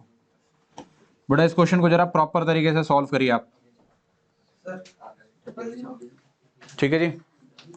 और 000 हो जाएगा ना, हमने 6 से इसको मल्टीप्लाई किया है, 0 6 से किया 0 6 5 जा 30 बचा 3 12 3 15 और 6 को 36 और 1 37। Is it right? क्या इक्वेशन आ रही है? कोई परेशानी, कोई दिक्कत मुझे बताइए। अब इसको आपको सॉल्व करना पड़ेगा। 375000 को डरना नहीं है, सिंपल प्राइम फैक्टराइजेशन जो करते हैं उसी हिसाब से इसको आप करेंगे। करो जरा फटाफट। हाँ जी हो गया डन। इस इक्वेशन को कैसे सॉल्व करोगे आप? मिलटर्म 375000 है तो इसको आपको क्या करना है, ओनली इसको प्राइम फैक्टराइजेशन करोगे, प्राइम फैक्टराइजेशन करके आपका सॉल्व हो जाएगा, है ना। आप माइनस करके ही आएगा ये, समझे? चले जी आगे चलें। देखिए जी ये क्वेश्चन है आपका, इस क्वेश्चन को देखिएगा। पढ़िए क्वेश्चन क्या कह रहा है। मैंने आपको बताया था आपका prime factorisation middle term split सही होना चाहिए, तभी आप प्रॉब्लम के क्वेश्चंस करेंगे, ठीक है। बोला in a flight of 600 kilometre an aircraft was slowed down due to bad weather. इसमें क्या हो रहा है कि जो उसकी स्पीड है उसको स्लो कर दिया, ठीक है। It's average speed for the trip was reduced by 200 kilometre per our and the time of flight was increased by 30 minute. Normal जो स्पीड चल रही थी उससे इसके स्पीड को कम कर दिया। कम करेगा तो ऑब्वियस सी बात है टाइम क्या होगा, बढ़ जाएगा। Find the duration of the flight. Duration पूछा है इसमें। ड्यूरेशन का मतलब क्या हुआ, टाइम। सर नॉर्मल टाइम निकालना है ना। क्या मेरी बात समझ में आ रही है? यस, नॉर्मल टाइम मतलब किस टाइम से वो पहुंच पाएगा, usual time. Is it right? कोई परेशानी कोई दिक्कत मुझे बताइए। अच्छा जी, तो इस क्वेश्चन को आप कैसे करेंगे थोड़ा ध्यान दीजिए। उसकी एवरेज स्पीड कोई भी थी, लेट सपोज करो उसकी एवरेज स्पीड x थी, तो उसके एवरेज स्पीड को क्या कर दिया, कम कर दिया, तो कितना हो जाएगा, कितना कम हुआ है 200, तो x माइनस 200, तो वही time will be equal to क्या, डिस्टेंस अपॉन स्पीड। तो जिसमें ज्यादा स्पीड होगी उसमें जो टाइम है कम लगेगा, जिसमें कम स्पीड होगी उसमें टाइम क्या होगा, ज्यादा होगा। उन दोनों के बीच का जो डिफरेंस आ रहा है वो कितना आ रहा है, 30 मिनट। समझ में आया कि नहीं आया? सेम है कि नहीं? अभी लास्ट जो क्वेश्चन किया है तुमने 30 मिनट है तो क्या कर दोगे, 30/60 मैं कराऊं या आप कर लेंगे, ट्राई कर लेंगे, हो जाएगा?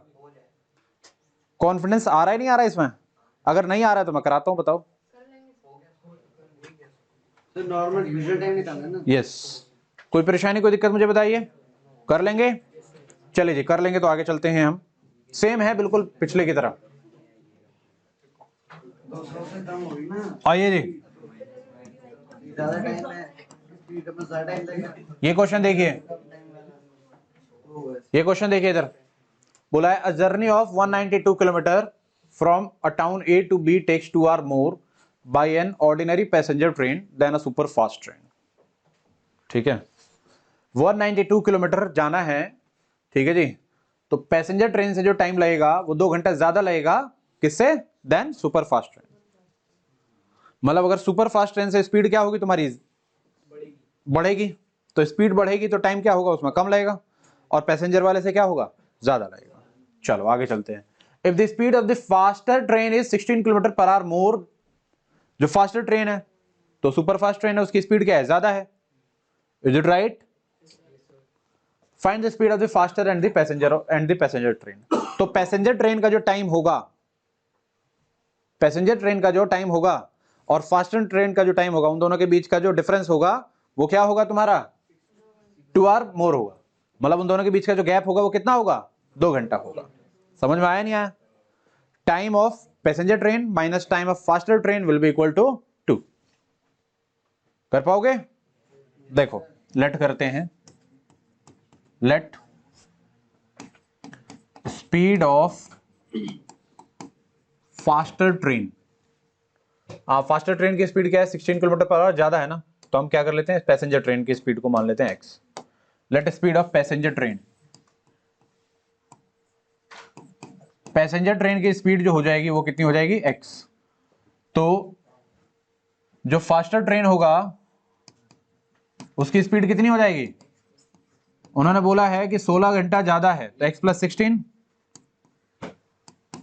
बोलिए इज इट राइट? अच्छा जी, तो अब अगर ये है तो मुझे बताइए इसका जो टाइम लगेगा वो कितना लगेगा, डिस्टेंस अपॉन स्पीड, और इसका जो टाइम लगेगा वो कितना लगेगा, डिस्टेंस अपॉन में स्पीड, 16 है। तो अकॉर्डिंग टू क्वेश्चन बताइए जरा किसमें से किसको माइनस करें, इसकी टाइम क्या होगी, इसकी टाइम ज्यादा लगेगी, तो इसमें से इसको हम माइनस करेंगे। तो आई राइट हियर 192 अपॉन में x माइनस का 192 अपॉन में x + 16। इन दोनों के बीच का जो गैप आ रहा है वो कितना घंटे ज्यादा ले रहा है, वो 2 घंटा, 2 घंटा। कैलकुलेट करेंगे, सॉल्व करेंगे, आंसर नहीं आ जाएगा? लैंग्वेज में डिफरेंस है, बाकी सारी चीजें बहुत इजी हैं, कोई परेशानी नहीं होनी चाहिए। आपको बस यही कॉन्सेप्ट ध्यान रखना है, टाइम किस में ज्यादा लगेगा, टाइम किस में कम लगेगा। तो ज्यादा वाले टाइम में से कम वाले टाइम को माइनस कर देंगे तो हमको जो टाइम का जो गैप आ रहा है वो लिख देंगे। क्लियर हुआ? कोई समस्या कोई दिक्कत मुझे बताइए, नहीं है? चलिए जी, अब थोड़ा सा चेंज हो रहा है, इधर ध्यान दीजिए बेटे। स्पीड टाइम डिस्टेंस के आपने बहुत सारे क्वेश्चंस कर लिए, अब हल्का सा ये चेंज हो रहा है। क्या बोला गया है? The altitude of right angle triangle is 7 centimetre less than its base if the hypotenuse is 13 centimetre, find the other two sides. अब देखो ये थोड़े इजी से क्वेश्चंस आ गए, ध्यान देंगे बेटे। इधर क्वेश्चन में इन्होंने बोला है कि जो एल्टीट्यूड है वो 7 सेंटीमीटर लेस है बेस से, तो अगर बेस x है तो एल्टीट्यूड कितना हो जाएगा? और इसने हाइपोटेनस कितना बोला है? 13। तो आपको पता है कि राइट एंगल ट्रायंगल में क्या होता है? दिस का स्क्वायर प्लस दिस का square is equal to this, P square plus B square is equal to H square. समझ में आया नहीं आया? इजी है। अब इसमें थोड़े से अच्छे क्वेश्चंस आगे आएंगे, अभी देखना। लेट बेस बी x, तो एल्टीट्यूड जो हो जाएगा वो कितना हो जाएगा जी? x minus 7। x माइनस 7, इन्होंने क्या बोला? The altitude of right angle triangle is 7 centimetre less than its base, तो बेस से 7 सेंटीमीटर कम। अब आ जाओ अकॉर्डिंग टू क्वेश्चन, बेस का स्क्वायर प्लस एल्टीट्यूड का square is equal to hypotenuse का स्क्वायर, तो हो जाएगा एक्स स्क्वायर प्लस 49 माइनस का 14 इज इक्वल टू 14 या 14x, 14x is equal to 169। सबको इधर ले आओ, 2x स्क्वायर माइनस का 14x माइनस का कितना हो जाएगा? इसको इससे माइनस करोगे तो 120 है। कुछ और थोड़ा सिंप्लीफाई करना पड़ेगा तो विल गेट दिस। समझ में आया नहीं आया? कैलकुलेशन पर थोड़ा ध्यान देना होगा कि कैलकुलेशन क्या आपने सही किया है, कहीं कुछ एरर तो नहीं है। Is it right? इजी है ये क्वेश्चन? क्वेश्चन समझ में आया? ये हल्का सा इसमें क्या है भाई, एल्टीट्यूड वाले जो भी क्वेश्चन होते हैं उसमें क्या होता है? परपेंडिकुलर का स्क्वायर प्लस बेस का square is equal to hypotenuse का स्क्वायर। Is it right? चलिए आगे चलते हैं हम। ये सेम कॉन्सेप्ट से है क्वेश्चन, इस क्वेश्चन को देखिएगा। बोला है the length of the sides forming right angle of a right angle triangle are 5x and 3x minus 1 centimeter. If the area of the triangle is 16 centimeter square, find its hypotenuse. Yes, ये question थोड़ा अलग है, इसमें आपको ध्यान देना पड़ेगा। देखो जी इसमें क्या बोला गया है, बोला गया है कि एक राइट एंगल ट्रायंगल जो बनाना है उसके जो साइड्स हैं वो हैं 5x और 3x माइनस 1। ठीक है जी। अब इसमें ना फोकस करने वाली बातें भी हैं, उस पर फोकस करना है। ये दोनों कौन सी साइड्स हैं वो इसमें बोला गया है। 3 साइड होती है ना एक राइट एंगल ट्रायंगल में, परपेंडिकुलर, बेस और। अब ये जो दोनों हैं ये दोनों कौन से हैं इन्होंने बताया हुआ है इसमें। पढ़ो जरा एक बार क्वेश्चन को, पढ़ो ध्यान से, ध्यान से पढ़ो। क्यों? x के फॉर्म में है तो हाइपोटेनस भी हो सकता है, इन्होंने बोल दिया है। ये तो x के फॉर्म में है ना। अच्छा इन्होंने एक चीज और बोली हुई है, क्या बोली हुई है? कि साइड्स फॉर्मिंग राइट एंगल, कौन से साइड्स राइट एंगल को फॉर्म करते हैं? परपेंडिकुलर और बेस फॉर्म करते हैं। समझ में आया? तो sides forming right angle is कितना कितना? Is 5x and 3x minus 1। Right angle triangle तो यही दो साइड बना रहे हैं। अब एरिया बोल दिया इन्होंने 60, तो यहां लिख लो वैसे, let length is equal to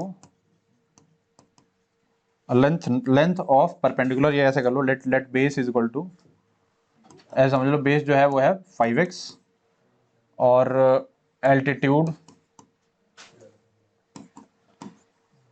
कितना मान लेंगे हम? 3x minus 1। ठीक है जी। अच्छा इसमें ना परपेंडिकुलर का डायरेक्ट केस नहीं बताया इन्होंने, एक बात और समझना है। किसका केस नहीं बताया? परपेंडिकुलर का केस नहीं, उसका हाइपोटेनस का केस नहीं बताया कि हाइपोटेनस क्या है, कितना है। बस उन्होंने पूछ लिया है कि हाइपोटेनस बताओ। इन्होंने दिया क्या है जी बेटे? क्या दिया हुआ है? एरिया। तो एरिया इज इक्वल टू क्या होता है? एरिया पहले लिख लेंगे 60, और एरिया का फॉर्मूला होता है 1/2 बेस इंटू में कितना? Is equal to 60। ये 2 इधर चला जाएगा तो 15x square minus 5x is equal to 120 हो जाएगा। तो यहां से आ जाएगा 15x स्क्वायर माइनस का 5x माइनस का 120 इज इक्वल टू 0। 5 कॉमन ले लेंगे तो will gate 3x square minus का x माइनस का कितना? दिस। तो यहां से बेटा जी आ जाएगा 3x square minus X minus 24 is equal to 0। Solve करोगे क्या आएगा, x। सॉल्व करोगे तो x आएगा, x की वैल्यू यहां डालोगे, बेस आ जाएगा, एल्टीट्यूड आ जाएगा, और बेस आगे एल्टीट्यूड आएगा तो हाइपोटेनस नहीं निकाल पाओगे। आया कि नहीं आया समझ में? क्वेश्चन को थोड़ा सा ध्यान से देख के सॉल्व करना है, इसको करो फटाफट सॉल्व, फिर आगे क्वेश्चन पर चलते हैं। डन बेटे, सॉल्व कर लिया आपने? चले जी नेक्स्ट क्वेश्चन पर आते हैं हम।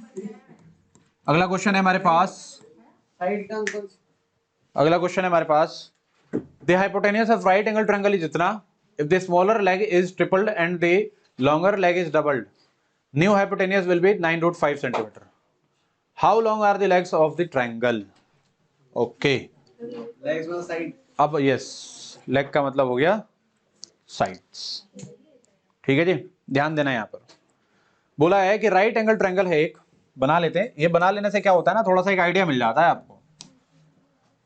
देखो जी, the hypotenuse of right angle triangle is 3√10 centimeter. If the smaller leg is tripled and the longer leg doubled, new hypotenuse will be इतना। तो देखो जरा ध्यान देना बेटे, अगर मान लो एक लेग x है और दूसरा लेग अगर आपका y है, ठीक है जी, ध्यान से देखना है आपको, क्या है, एक x है और दूसरा क्या है, y है। क्योंकि हमें पता ही नहीं है ना, दोनों में से कुछ भी नहीं पता हमको हाइपोटेनियस का रिलेशन पता है कि अभी इसका हाइपोटेनियस जो है कितना है, 3√10 है। ध्यान देना यहां पर, ये क्वेश्चन थोड़ा सा हल्का सा आपको फोकस करना पड़ेगा इस क्वेश्चन में। देखिए, तो हम क्या कर लेते हैं, लेट कर लेते हैं, लेट ब्रेथ मान लो,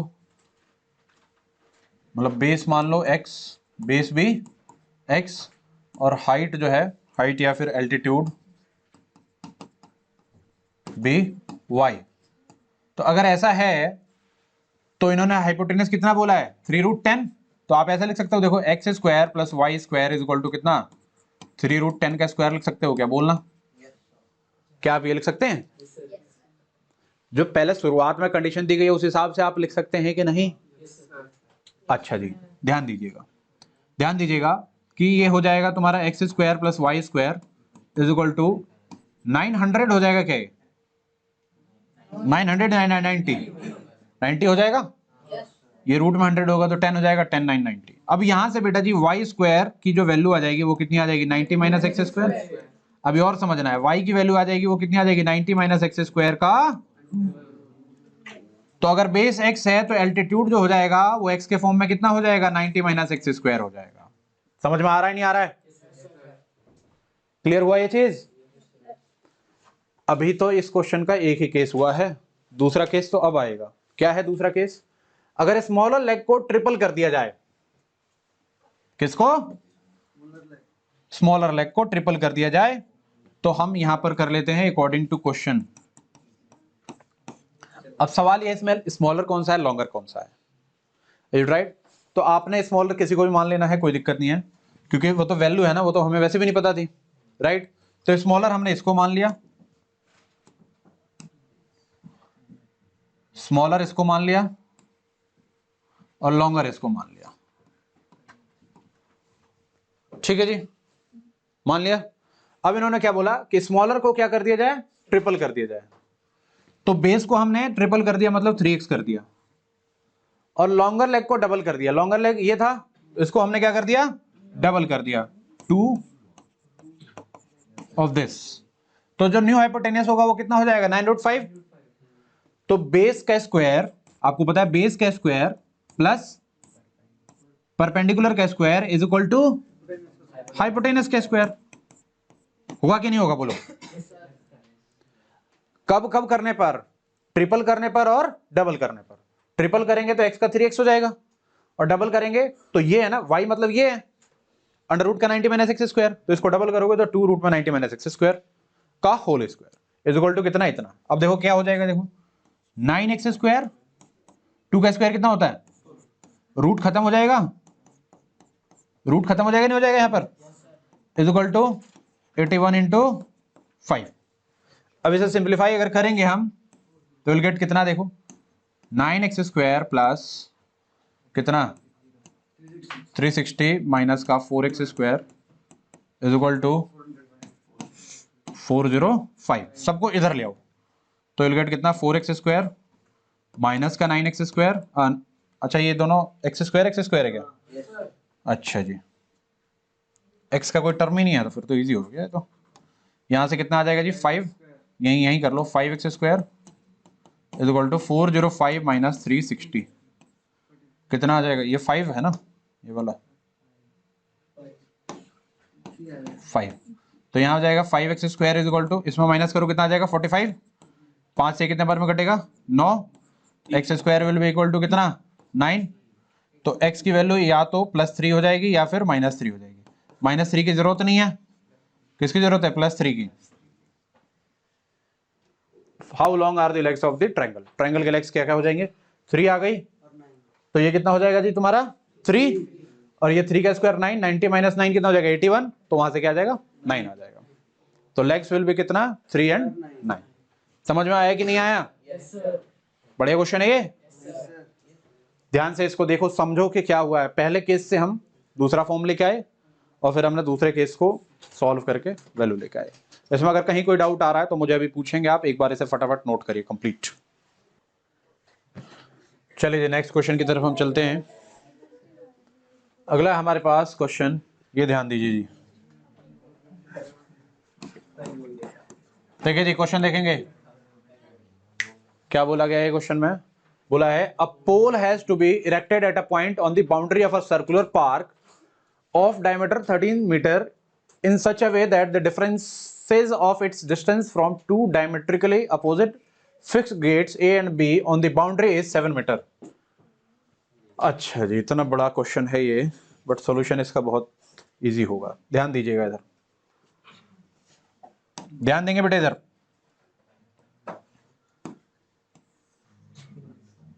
देखिए जी, बोला है कि एक पोल जो है सर्कुलर पार्क की बाउंड्री पर, मतलब बाउंड्री ये सब होती है ना, तो यहां पर मान लो हमने एक पोल को लगाना है। ध्यान देना बेटे इधर, ठीक है जी। और इन्होंने कुछ बातें और बता दी है कि जो डायमीटर ऑफ दिस पोल है, इस पोल का जो डायमीटर है वो कितना है? कितना है जी? पढ़ो क्वेश्चन पढ़ो, पता चलेगा। 13 मीटर। तो ये हो गया आपका 13।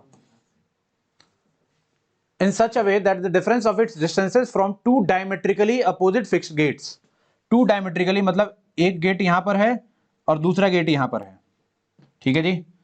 तो हम क्या कर देंगे, इसको जब ज्वाइन करेंगे यहां से यहां और यहां से यहां 10, अपोजिट एक इधर है दूसरा इधर है, ठीक है जी। Two diametrically opposite fixed gates A and B on the boundary is 7 metre. अब इन्होंने क्या बोल दिया गया है, इन्होंने ये बोल दिया है कि जो डिफरेंस होगा इनके बीच का, जो डिस्टेंस का, वो कितना का होगा डिफरेंस? 7 मीटर का होगा। तो इसका मतलब ये हुआ कि अगर एक x होगा तो दूसरा क्या होगा? दूसरा क्या होगा? x minus 7। देखो इसको अगर इससे आप माइनस करते हो तो 7 मीटर आएगा नहीं आएगा? बताओ, आ जाएगा। अच्छा जी, अब देखो ये कितना प्यारा बढ़िया सा इजी सा क्वेश्चन बन गया कि नहीं बन गया, देखना। लेट बेस बी, बेस को हमने क्या मान लिया? x मान लिया। तो एल्टीट्यूड जो हो जाएगा वो कितना हो जाएगा? x minus 7। अब अकॉर्डिंग टू क्वेश्चन बेटा जी आपको पता है कि बेस का स्क्वायर प्लस एल्टीट्यूड का स्क्वायर इज इक्वल टू क्या होता है? डायमीटर का हाइपोटेनस का स्क्वायर। हाइपोटेनस 13 है, तो यहां से बन जाएगा तुम्हारा इक्वेशन कि नहीं? बना लोगे? सॉल्व कर लोगे, सॉल्व करने के बाद तुम्हारा फाइनल आंसर आ जाएगा। अब क्वेश्चन देखने में बहुत बड़ा लग रहा था, बट एक्चुअली में क्या है, इसमें कुछ चीजें थी, कुछ कॉन्सेप्ट से वो फोकस करने थे आपको। समझ में आया नहीं आया? क्लियर हुआ? चलिए जी आगे चलते हैं हम। यह आया जी आपके पास upstream and downstream का question. Upstream and downstream के x प्लस 7 नहीं होगा? Upstream and downstream के जो क्वेश्चंस होंगे, ठीक है जी, इन क्वेश्चनों को आपको थोड़ा सॉल्व करना होगा ढंग से, अच्छी तरीके से, ठीक है जी। क्या मेरी बात समझ में आ रही है? क्लियर हुआ? अच्छा, इस क्वेश्चन में आपको डाउट आ रहा है डाउट ये आ रहा है कि सर ये x माइनस 7 ना होके क्या x प्लस 7 होगा, तो बेटा जी डिफरेंस का मतलब क्या होता है? नहीं नहीं नहीं नहीं, माइनस प्लस की बात नहीं कर रहे हैं हम बात ये कर रहे हैं कि उन दोनों के बीच का जो डिफरेंस होगा वो कितना होगा? 7 होगा। हमारी बात में दोनों साइड्स का डिफरेंस 7, तो एक साइड आपका क्या है x है और दूसरा साइड क्या है? x माइनस 7 है ना। तो तुम ऐसे समझो कि इन दोनों को माइनस करने के बाद जो आना चाहिए वो कितना आना चाहिए? 7 आना चाहिए। तो x माइनस का अगर आपने x माइनस 7 किया तो कितना आ जाएगा जी? x माइनस एक्स प्लस का 7, तो 7 आ जाएगा। अब यहाँ पर काफी बच्चे ये सोच रहे हैं कि सर अगर हमने ये x लिया है तो दूसरा हम क्या x प्लस 7 ले सकते हैं? तो आंसर है बिल्कुल ले सकते हो, बिल्कुल ले सकते हो। क्यों? क्यों? क्योंकि इसको इससे माइनस करो, x प्लस 7 माइनस एक्स कितना आएगा? 7 आ रहा है। समझ में आया कि नहीं आया? आपका जो डाउट है वो क्लियर हुआ कि सर हम इसको x मान रहे हैं तो क्या इसे x माइनस 7 या फिर x प्लस 7 दोनों में से कौन सा माने? आप दोनों मान लो। डिफरेंस बोला है ना, तो डिफरेंस का मतलब क्या हुआ कि उसका गैप जो होना चाहिए, डिफरेंस होना चाहिए 7 होना चाहिए। उन्होंने ये नहीं बोला है कि ये इससे ज्यादा है या इससे कम है, दोनों के बीच का डिफरेंस बोला है।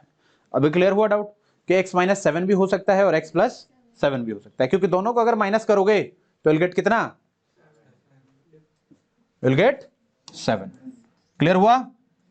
कोई परेशानी कोई दिक्कत मुझे बताइए। नहीं है। चलिए जब आगे चलते हैं हम क्वेश्चन पर।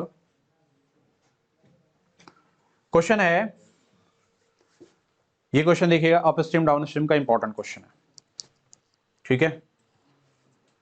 अब speed of a boat in still water is 11 kilometre per hour, ठीक है। It can go 12 kilometre upstream and return downstream to the original point in 2 hour 45 minute, ठीक है जी। Find the speed of the stream, ठीक है। Question को पढ़िए, थोड़ा ध्यान से पढ़ेंगे। सॉल्व कैसे करना है वो तो मैं कराऊंगा ही, आपको थोड़ा क्वेश्चन पढ़ना पड़ेगा, राइट। देखिए जी, बोला है कि एक बोट है, उसकी जो स्पीड है वो कितनी है? 11 किलोमीटर पर आवर। बोट की स्पीड कितनी है? 11 किलोमीटर पर आवर। तो मैंने जब भी पढ़ाया था मैंने आपको क्या बताया था कि वो अप स्ट्रीम तभी जा सकता है जब इसकी स्पीड क्या होगी? स्पीड स्ट्रीम से ज्यादा हो, राइट। अच्छा जी, ठीक है। अब बोला है कि find the speed of the stream. हम क्या करेंगे? लेट कर लेंगे, late speed of stream. Speed of stream हमने क्या मान लिया? x मान लिया। स्पीड ऑफ स्ट्रीम क्या हो गया आपका? x, ठीक है जी। अच्छा जी, स्पीड ऑफ बोट दिया हुआ है, स्पीड ऑफ बोट कितना है? Boat is equal to 11 kilometre per hour, ठीक है जी। अब आप मुझे speed in upstream and speed in downstream बताएंगे, ठीक है जी। ध्यान से देखिएगा बेटा जी, स्पीड इन डाउन स्ट्रीम क्या होगा? डाउन स्ट्रीम में होगा इसकी स्पीड और इसकी स्पीड क्या हो जाती है? ऐड हो जाती है, तो आई राइट कितना? x plus 11। तो स्पीड इन डाउन स्ट्रीम भी x प्लस 11। अच्छा जी, स्पीड इन अप स्ट्रीम, यहीं पर बच्चों को ध्यान देना है बेटा जी। अप स्ट्रीम में जो स्पीड होगी वो क्या होगी? x माइनस 11 होगी या 11 माइनस एक्स होगी? ये कैसे डिसाइड होगा? आपको बताया गया है कि बोट की स्पीड बड़ी होती है, तो बड़े में से छोटे को माइनस करेंगे ना। तो speed in up stream will be boat की स्पीड में से क्या करेंगे हम? स्पीड ऑफ स्ट्रीम माइनस कर लेंगे। समझ में आया? सर अगर हम डाउन स्ट्रीम में 11 प्लस एक्स लिखेंगे तो भी कुछ नहीं होगा ना? नहीं, ये तो बेसिक चीज है। स्पीड इन डाउन स्ट्रीम में x प्लस 11 या 11 प्लस एक्स। प्लस को तो तुम कैसे भी लिख सकते हो, बट माइनस को उसके प्रॉपर सीक्वेंस में ही लिखना पड़ेगा। समझ में आया नहीं आया? Is it clear? अच्छा जी, क्या बोला है? It can go 12 kilometre upstream and return downstream to the original point in 2 hour 45 minute. जो टाइम लग रहा है वो कितना लग रहा है? 2 घंटा 45 मिनट। तो स्पीड है अप स्ट्रीम का डाउन स्ट्रीम का, तो बेटा जी टाइम बताइए। टाइम का फॉर्मूला क्या होता है? डिस्टेंस अपॉन में स्पीड। बोलो, टाइम का फॉर्मूला क्या होता है? डिस्टेंस अपॉन में, सही है। आप मुझे बताइए, इन्होंने ये बोला है कि it can go 12 kilometre upstream and return downstream to the point in इतना, मतलब टाइम ऑफ क्या? Downstream plus time of upstream. गया है और आया है, तो जाने का टाइम और आने का टाइम टोटल उसका कितना दिया है उन्होंने? 2 घंटे 45 मिनट। इन्होंने ये नहीं बोला कि जाने का और आने का जो टाइम है उसके बीच का जो गैप है, मतलब जाने में और आने में जो डिफरेंस है वो 2 आवर 45 मिनट, ये नहीं बोला। इन्होंने बोला गए और आए टोटल जो टाइम लगा वो कितना लगा, इतना लगा। तो टोटल टाइम मतलब time of this plus time of this. तो 12 अपॉन में कितना हो जाएगा जी, 11 प्लस एक्स प्लस का 12 अपॉन में 11 माइनस एक्स। अब देखो क्योंकि 11 प्लस एक्स 11 माइनस एक्स था, मैंने इसके फॉर्म में लिख लिया। 2 घंटा 45 मिनट का मतलब कितना हुआ जी, 2 प्लस 45 बाई 60। 2 घंटा प्लस 45 मिनट को हमने आर में कर लिया। Is it right? अब इसे आप सॉल्व कर लोगे कितना हो जाएगा, 15 से जाएगा 3 बार में, ये 4, तो 8 और 3 11, 11 बटे कितना हो जाएगा, 4 हो जाएगा। यहां से सॉल्व करोगे तो विल गेट, एक काम करो 12 यहाँ ले लो 11 माइनस एक्स प्लस 12 यहाँ ले लिया 11 प्लस एक्स अपॉन में A plus B minus B, A square minus B square. Solve करेंगे, सॉल्व करने के बाद आंसर आ जाएगा कितना हो जाएगा जी, 132 माइनस 12x प्लस का 132 प्लस का 12x इज इक्वल टू 11/4। इधर कितना हो जाएगा 121 माइनस का एक्स स्क्वायर, कुछ कैंसिल हो रहा है, ये हो रहा है कैंसिल, ये 132 सॉल्व कर लोगे आप कितना हो जाएगा 264, ठीक है जी, अपॉन में 121 minus x square is equal to 11 upon में 4। ये कुछ कैंसिल हो सकता है, 11 से ये कैंसिल हो जाएगा, 2 24 बार में कैंसिल हो जाएगा। इसको इधर लेके चले जाओगे 96 इज इक्वल टू हो जाएगा 121 माइनस का एक्स स्क्वायर, यहाँ से हो जाएगा ये कितना हो जाएगा, ये 121 माइनस करेंगे इसको, है ना, तो यहाँ से कितना आ जाएगा आपका ये 25। तो x की जो वैल्यू आ जाएगी कितनी आ जाएगी, प्लस माइनस 5 आ जाएगी। -5 हम नेगलेक्ट करते हैं, +5 यूज करेंगे, +5 लेंगे तो स्पीड ऑफ स्ट्रीम कितना हो जाएगा 5 किलोमीटर पर आवर। समझ में आया कि नहीं आया? अप स्ट्रीम डाउन स्ट्रीम के क्वेश्चन समझ में आ रहे हैं, चीजें क्लियर हो रही हैं, किसी को कोई परेशानी कोई दिक्कत इस चीज से? चलिए जी, ये क्वेश्चन है आपके पास वर्क एंड टाइम का क्वेश्चन। ध्यान दीजिए बेटे, ये वाला क्वेश्चन बहुत इंपॉर्टेंट है, बहुत ज्यादा पूछा गया क्वेश्चन है। इधर ध्यान दो, अभी जो आपके पास जो क्वेश्चंस होंगे ये सारे क्वेश्चंस आपके किसी भी एग्जाम में आने के लिए बहुत इंपॉर्टेंट है, ठीक है। देखिए क्या बोला गया है, इधर ध्यान दीजिए बेटा, आखिरी तक आते आते एनर्जी जो है ना लो नहीं होनी चाहिए, क्योंकि आखिरी तक आते आते क्वेश्चंस अच्छे हो रहे हैं तो एनर्जी आपकी ना बढ़िया होनी चाहिए, समझ रहे हो। देखो इधर बोला है 2 pipes running together can fill a tank in इतना मिनट। दोनों पाइप को एक साथ अगर हमने चला दिया तो जो फिल करेगा वो कितने मिनट में करेगा, 11 मिक्स्ड 1/9 मिनट में। If one pipe takes 5 minutes more than the other to fill the tank, find the time in which each pipe would fill the tank separately. ठीक है, टाइम निकालना है कि अगर अलग अलग बोला जाए तो अलग अलग कितने समय में भरेंगे ये पाइप को, उसको टैंक को, ठीक है जी। अब पाइप है तो एक क्या होगा, एक बड़ा पाइप होगा और एक छोटा पाइप होगा। डायमीटर की कहीं बात तो नहीं करी गई है इसमें, नहीं करी गई, ठीक है ना। तो देखो, लेट टाइम टेकन बाय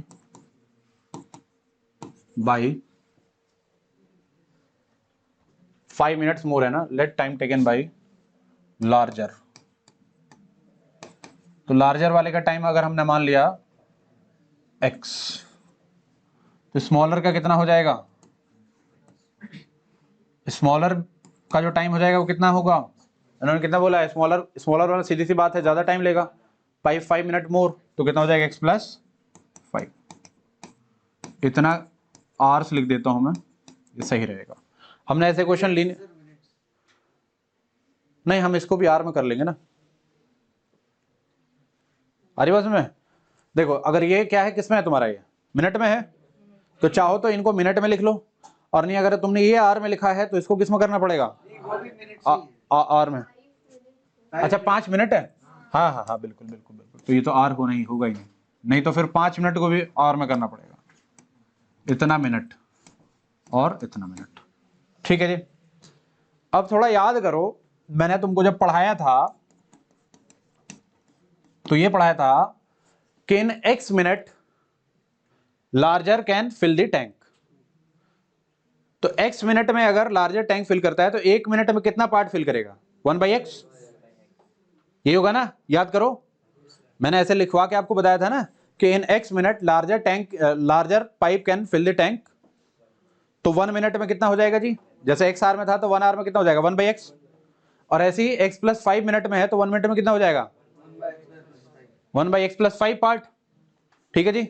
और जब दोनों को हम चला रहे हैं एक साथ तो कितना टाइम लग रहा है? 11 मिक्स्ड 1/9। तो जब भी देखो टाइम एंड वर्क वाले जो क्वेश्चन होंगे, ध्यान से सुनो मेरी बात को, आपको उतना ज्यादा कुछ लिखने की जरूरत नहीं है, डायरेक्ट आप कर सकते हो। जब भी टाइम एंड वर्क वाले क्वेश्चन होंगे, ठीक है ना, तो उस समय आपको क्या करना होगा जी? जो टाइम आया है इसमें क्या हो जाएगा जी? 1/x पार्ट इसने फिल कर दिया। कितना पार्ट फिल करा? 1/x पार्ट इसने फिल कर दिया। ठीक है जी। स्मॉलर डायमीटर है इसमें क्या आ गया जी? हैं 1/x + 5।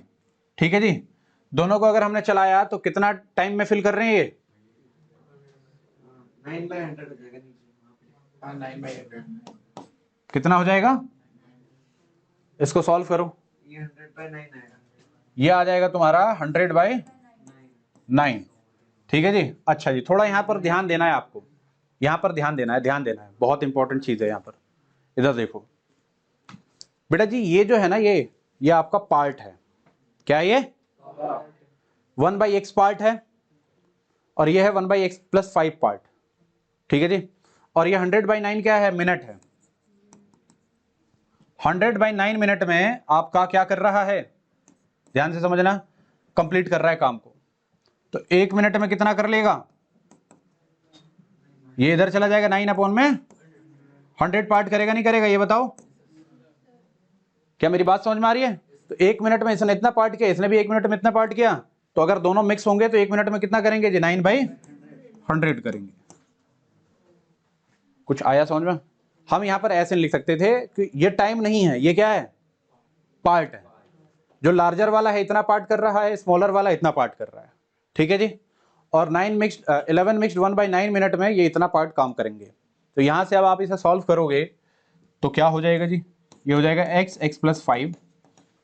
ये इधर चला जाएगा कितना? x + 5 प्लस का इधर आ जाएगा कितना? x = 9/100। सॉल्व कर लो। 2x + 5 इधर आ गया 100 = कितना हो जाएगा जी? x² + 5x इंटू में 9। तो यहां से कितना हो जाएगा? 200x + 500 = 9x² प्लस का कितना? 45x। करेंगे सॉल्व, सारा इधर लेके आइए। कितना हो जाएगा? 9x² माइनस का 155x माइनस का 500 = 0। 9 है तो ये कुछ कॉमन वगैरह आएगा नहीं, इसको हम सॉल्व करेंगे, सॉल्व करने के बाद हमारा आंसर आएगा। हाँ जी बेटा, थोड़ा ध्यान दीजिएगा इधर, इधर थोड़ा सा हम ध्यान देंगे, ध्यान देके समझेंगे। ठीक है, देखिए जी, टाइम निकालने के लिए बोला है इन्होंने। ठीक है, तो हमने मान लिया कि x मिनट में लार्जर वाले ने कंप्लीट किया और x + 5 मिनट में स्मॉलर वाले ने कंप्लीट किया।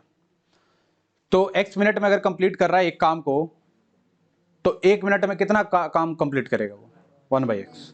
अगर x + 5 मिनट में कंप्लीट कर रहा है काम को, तो 1 मिनट में कितना हो जाएगा? 1/x + 5 part. अगर दोनों ऐसे समझो, अगर दोनों इतने मिनट में काम को कंप्लीट कर रहे हैं, पूरा काम अगर इतने मिनट में हो रहा है, तो उसका एक पार्ट कितना, 1 मिनट में कितना पार्ट कंप्लीट होगा? दोनों अगर एक साथ काम करेंगे तो, दोनों अगर एक साथ काम करेंगे, अगर इतने मिनट में वो एक काम को कंप्लीट कर रहे हैं, तो 1 मिनट में कितना पार्ट कंप्लीट होगा?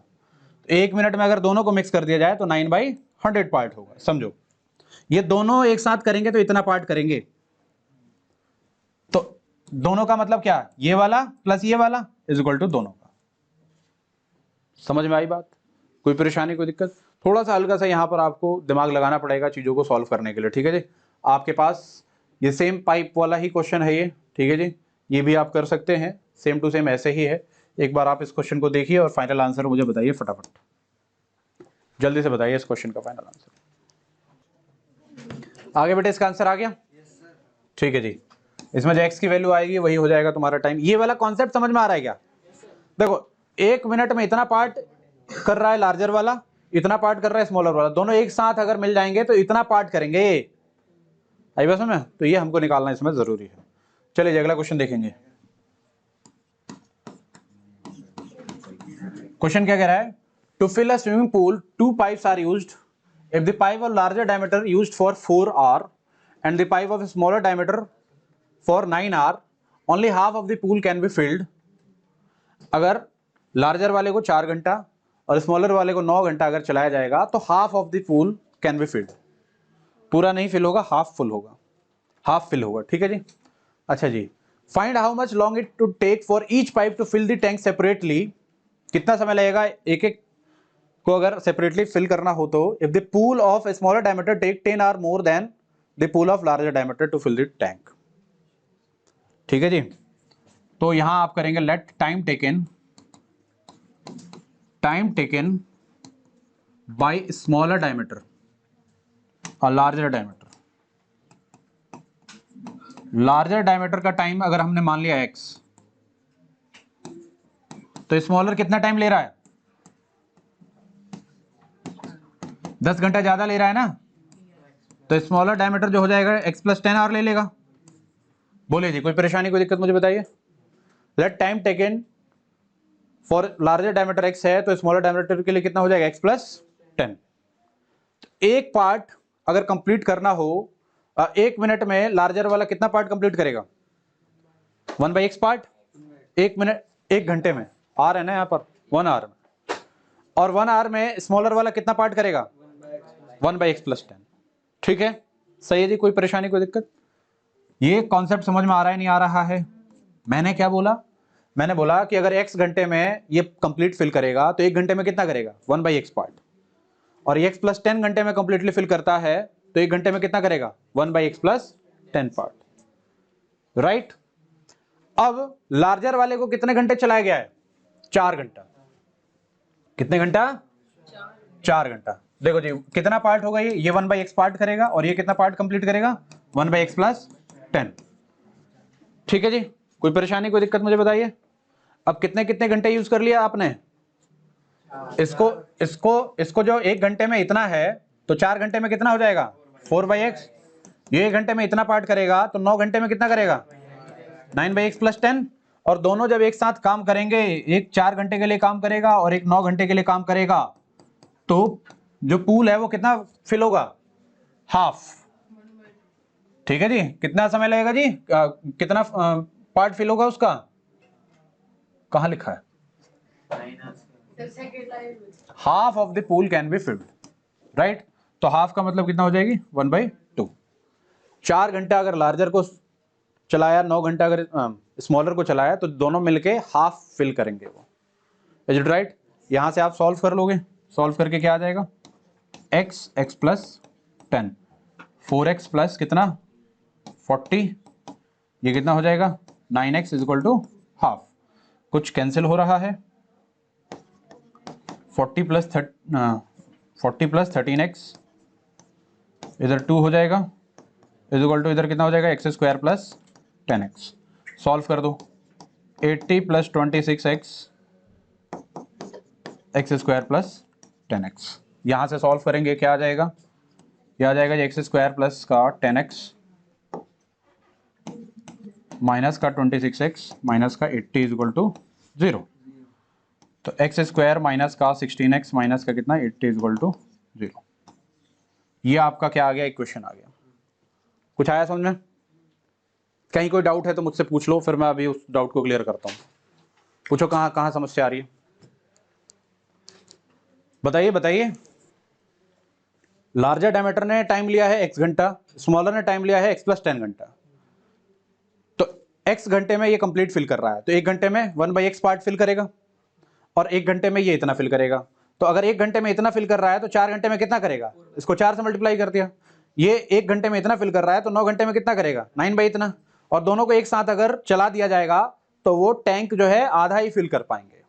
कितना फिल कर पाएंगे? आधा। एक साथ चला दिया जाए तो बस यही कॉन्सेप्ट, और तो कुछ है नहीं। क्या मेरी बात समझ में आ रही है? क्लियर है? तो पाइप और टैंक वाले जो क्वेश्चन होते हैं वो इस तरीके से होते हैं, आपको थोड़ा ध्यान देना है। Is it right? ठीक है जी, ये क्वेश्चन है, इंपॉर्टेंट है ये वाला, ध्यान दीजिएगा। क्वेश्चन देखिए जी, बड़ा बढ़िया क्वेश्चन है। क्वेश्चन है कि अ 2 digit number is such that the product of the digits is 12। Question में क्या दिया गया है, 2 डिजिट के नंबर हैं, उनका जो प्रोडक्ट है वो कितना है, 12 है, प्रोडक्ट 12 है। When 36 is added to the number, जो नंबर है उसमें अगर 36 ऐड कर दिया जाएगा तो the digits interchange their places, determine the number। थोड़ा ध्यान देंगे, 2 डिजिट नंबर है, हमें नहीं पता कौन सा यूनिट डिजिट है कौन सा 10 डिजिट है, तो मैं देखो ऐसे करूंगा, देखो लेट यूनिट या टेंस मान लो, चलो टेंस डिजिट भी x, टेंस डिजिट भी x, अगर टेंस x है तो हम यूनिट को y मान लेते हैं, यूनिट डिजिट भी y। अब इन्होंने पहली कंडीशन में क्या डाला है कि उनका जो प्रोडक्ट है वो क्या है, 12 है, यही बोला है ना। अ 2 digit number is such that the product of the digits is 12, तो इन दोनों का जो मल्टीप्लाई है वो कितना है, 12। तो यहां से y की वैल्यू कितनी आ जाएगी, तो ये जो y है इसको हम क्या लिख सकते हैं, 12/x लिख सकते हैं। प्यारे बच्चों ध्यान देना, ये टेंस है और ये यूनिट है, तो मुझे बताओ नंबर क्या होगा, नंबर क्या होगा, ध्यान दो। टेंस को आप किससे मल्टीप्लाई करते हो, 10 से, तो 10x, और यूनिट एज इट इज रहता है, ये होगा तुम्हारा number, number will be this, सही है। अब थोड़ा ध्यान देना, अब आ जाते हैं सेकंड, इसमें आगे कंडीशन जो दी गई है उसके हिसाब से क्या बोला है कि when 36 is added to the number, जो नंबर है उसमें 36 अगर जोड़ दें तो 10x प्लस 12/x है, इसमें हमने क्या कर दिया, 36 ऐड कर दिया, तो क्या होगा, the digits interchange their places, तो क्या होगा जी, ये जो 10 है इसके पास आ जाएगा और यहाँ जो 1 है इसके पास आ जाएगा, तो ये क्या हो जाएगा जी तुम्हारा x प्लस 10 इंटू 12/x हो जाएगा कि नहीं। इंटरचेंज देयर प्लेसेस का मतलब ये तुम्हारा ऐसे ही तो है, 10x प्लस y ही तो है, ध्यान दो, ये क्या है, अगर इस हिसाब से चलेंगे तो क्या है जी तुम्हारा 10x प्लस y है, y की वैल्यू ही तो ये है। अब अगर इसके डिजिट को इंटरचेंज करोगे तो क्या हो जाएगा, देखना x प्लस कितना 10y, y की वैल्यू तो डाली है, x प्लस 10 इंटू वाई। समझ में आ रहा है नहीं आ रहा, क्लियर। अब कुछ नहीं करना, अब तो सॉल्व कर दो आप। कैसे सॉल्व करोगे, देखो ये x प्लस में इधर क्या हो जाएगा, माइनस में, ये x इधर माइनस में आ जाएगा तो कितना हो जाएगा 9x प्लस 12 में x प्लस का कितना 36 इज इक्वल टू ये कितना हो जाएगा 120 में x। एलसीएम ले लो, चलो एलसीएम ले लोगे, क्या हो जाएगा जी, ये पूरा x हो जाएगा, ये 9x स्क्वायर प्लस 12 प्लस का कितना 36x इज इक्वल टू 120 में x। कैलकुलेशन देख लेना, x x कैंसिल हो गया तो 9x square plus 36x minus का 108, यहां पर 9 कॉमन हो जाएगा तो x स्क्वायर प्लस 4 माइनस 12, तो यहां से जो इक्वेशन बन के आएगा x square plus 4x minus 12 is equal to 0। ये क्वेश्चन हो गया, यहाँ सॉल्व करोगे, सॉल्व करने के बाद जो आएगा तुम्हारा x और y आ जाएगा। नंबर पूछा है तो नंबर x की वैल्यू यहाँ डाल देंगे, x ही आएगा तो x की वैल्यू यहाँ डाल देंगे। समझ में आया कि नहीं आया, इज इट राइट, बोलिए कोई डाउट है, कोई डाउट नहीं है, ठीक है तो नोट कर लीजिए। लगभग हो गया है, लगभग हमने सारे तरीके के क्वेश्चंस बेटे इसमें कवर अप कर लिए हैं, ठीक है ना। अब हमें ये देखना है कि आपको कैसे कैसे क्वेश्चंस करने हैं, किस तरीके के क्वेश्चन की प्रैक्टिस करनी है, कौन सा वाला आपको थोड़ा कम समझ में आ रहा है। जो भी क्वेश्चन के टाइप कम समझ में आ रहे हैं तो उसके 2-4 क्वेश्चन आर.डी. शर्मा से आपको करने हैं, इज इट राइट। मैं तुम्हें फिर से बताता हूँ, ये जो 2 चैप्टर हैं आपके, क्वाड्रेटिक इक्वेशन वाला और लीनियर इक्वेशन वाला, इन दोनों क्वेश्चन में से आपको केस बेस में भी क्वेश्चन आएगा और जनरल बेसिस पे जो क्वेश्चन होते हैं वो भी आएगा, समझे। देखिए जी बेटे, हमारे पास एक ये क्वेश्चन है, इस क्वेश्चन को थोड़ा ध्यान देंगे। देखिए जी, फोकस करिए इधर, इधर ध्यान दीजिए। बोला है at T minute pass 2 PM the time needed by the minutes hand of a clock to show 3 PM was found to be 3 minutes less than t square by 4 minutes। देखो बड़ा इजी सा क्वेश्चन है ये, थोड़ा आपको focus करना होगा। आप एक बार में समझ जाओगे ना तो आपको लगेगा कि अरे कितना हलवा क्वेश्चन था ये। देखो बोला है कि 2:10 पास्ट 2 PM का मतलब क्या होता है। ये पहले तो ये मतलब समझो आप। जैसे बोला है कि 10 मिनट पास्ट 2 PM, इसका मतलब 2:10 हो रहा है। कितना हो रहा है? समझे? ध्यान से समझो। अगर ऐसा बोलता है कि 15 मिनट पास्ट 2 PM, मतलब 2:15 हो गया है, तो तुम थोड़ा ऐसे समझो। इन्होंने क्या बोला है? टी मिनट पास्ट टीएम, मतलब 2:00 हुआ? T minute. तो अगर ऐसा समझते हैं कि 2:10 हो गया, ऐसे समझो कि 2:10 हो गया है, तो 3 बजने में कितना समय चाहिए तुमको? 50 मिनट। कैसे आया? 60। एक पूरा कंप्लीट होगा तो कितना होता है? 60। तो 60 में से आपने क्या कर दिया? वो 10 माइनस कर दिया, तभी तो 50 मिनट आया। 50 मिनट कैसे आया? 50 मिनट कैसे आया? 50 मिनट ऐसे आया कि जो पूरा 60 मिनट का होता है उसमें से जितना मिनट निकल गया है उतना मिनट हमने क्या कर दिया? माइनस कर दिया। समझ में आया कि नहीं आया? निकालना क्या है जी? Find T. टी निकालना है। तो देखो जरा ध्यान से बेटा जी, टी मिनट पास्ट 2 PM का मतलब हो गया कि 2:00 हो रहा है। यही हो रहा है ना? अच्छा जी, अब क्या है जी? Time needed to 3 PM। 3 बजने के लिए जो टाइम चाहिए 2:00 के बाद, वो कितना चाहिए जी? आप क्या कर दोगे जी? 60 माइनस टी। इतना ही तो टाइम लगेगा। नहीं समझे? जैसे 2:10 हो रहा है तो 3 बजने के लिए कितना समय चाहिए? 60 माइनस 10, 50 मिनट। तो 2:10 हो रहा है तो 3 बजने के लिए क्या होगा? 60 माइनस टी मिनट। इतना ही चाहिए। अच्छा जी, अब आ जाओ क्वेश्चन के हिसाब से। बड़ा इजी सा है। देखो क्या इन्होंने बोला है कि the time needed by the minute hand of a clock to show 3 PM was to be 3 minutes less than t square by 4 minute। तो 3 PM शो करने के लिए जो टाइम चाहिए था वो कितना चाहिए था जी? t square by 4 माइनस का 3 minute less than t square by 4। Time इतना ही तो नीडेड है 3 बजने के लिए। तो time needed to complete 3 PM इज t square by 4 माइनस 3, या 3 less than t square by 4। अब यहां सॉल्व कर दो। 60 minus t is equal to कितना हो जाएगा? t square माइनस 12 अपॉन में 4 भी है। इसको इधर ले जाओगे 240 minus 4t is equal to t square minus 12। इसको इधर ले जाएंगे टी स्क्वायर माइनस का 12 प्लस का 4t माइनस का कितना? 240 इज इक्वल टू 0।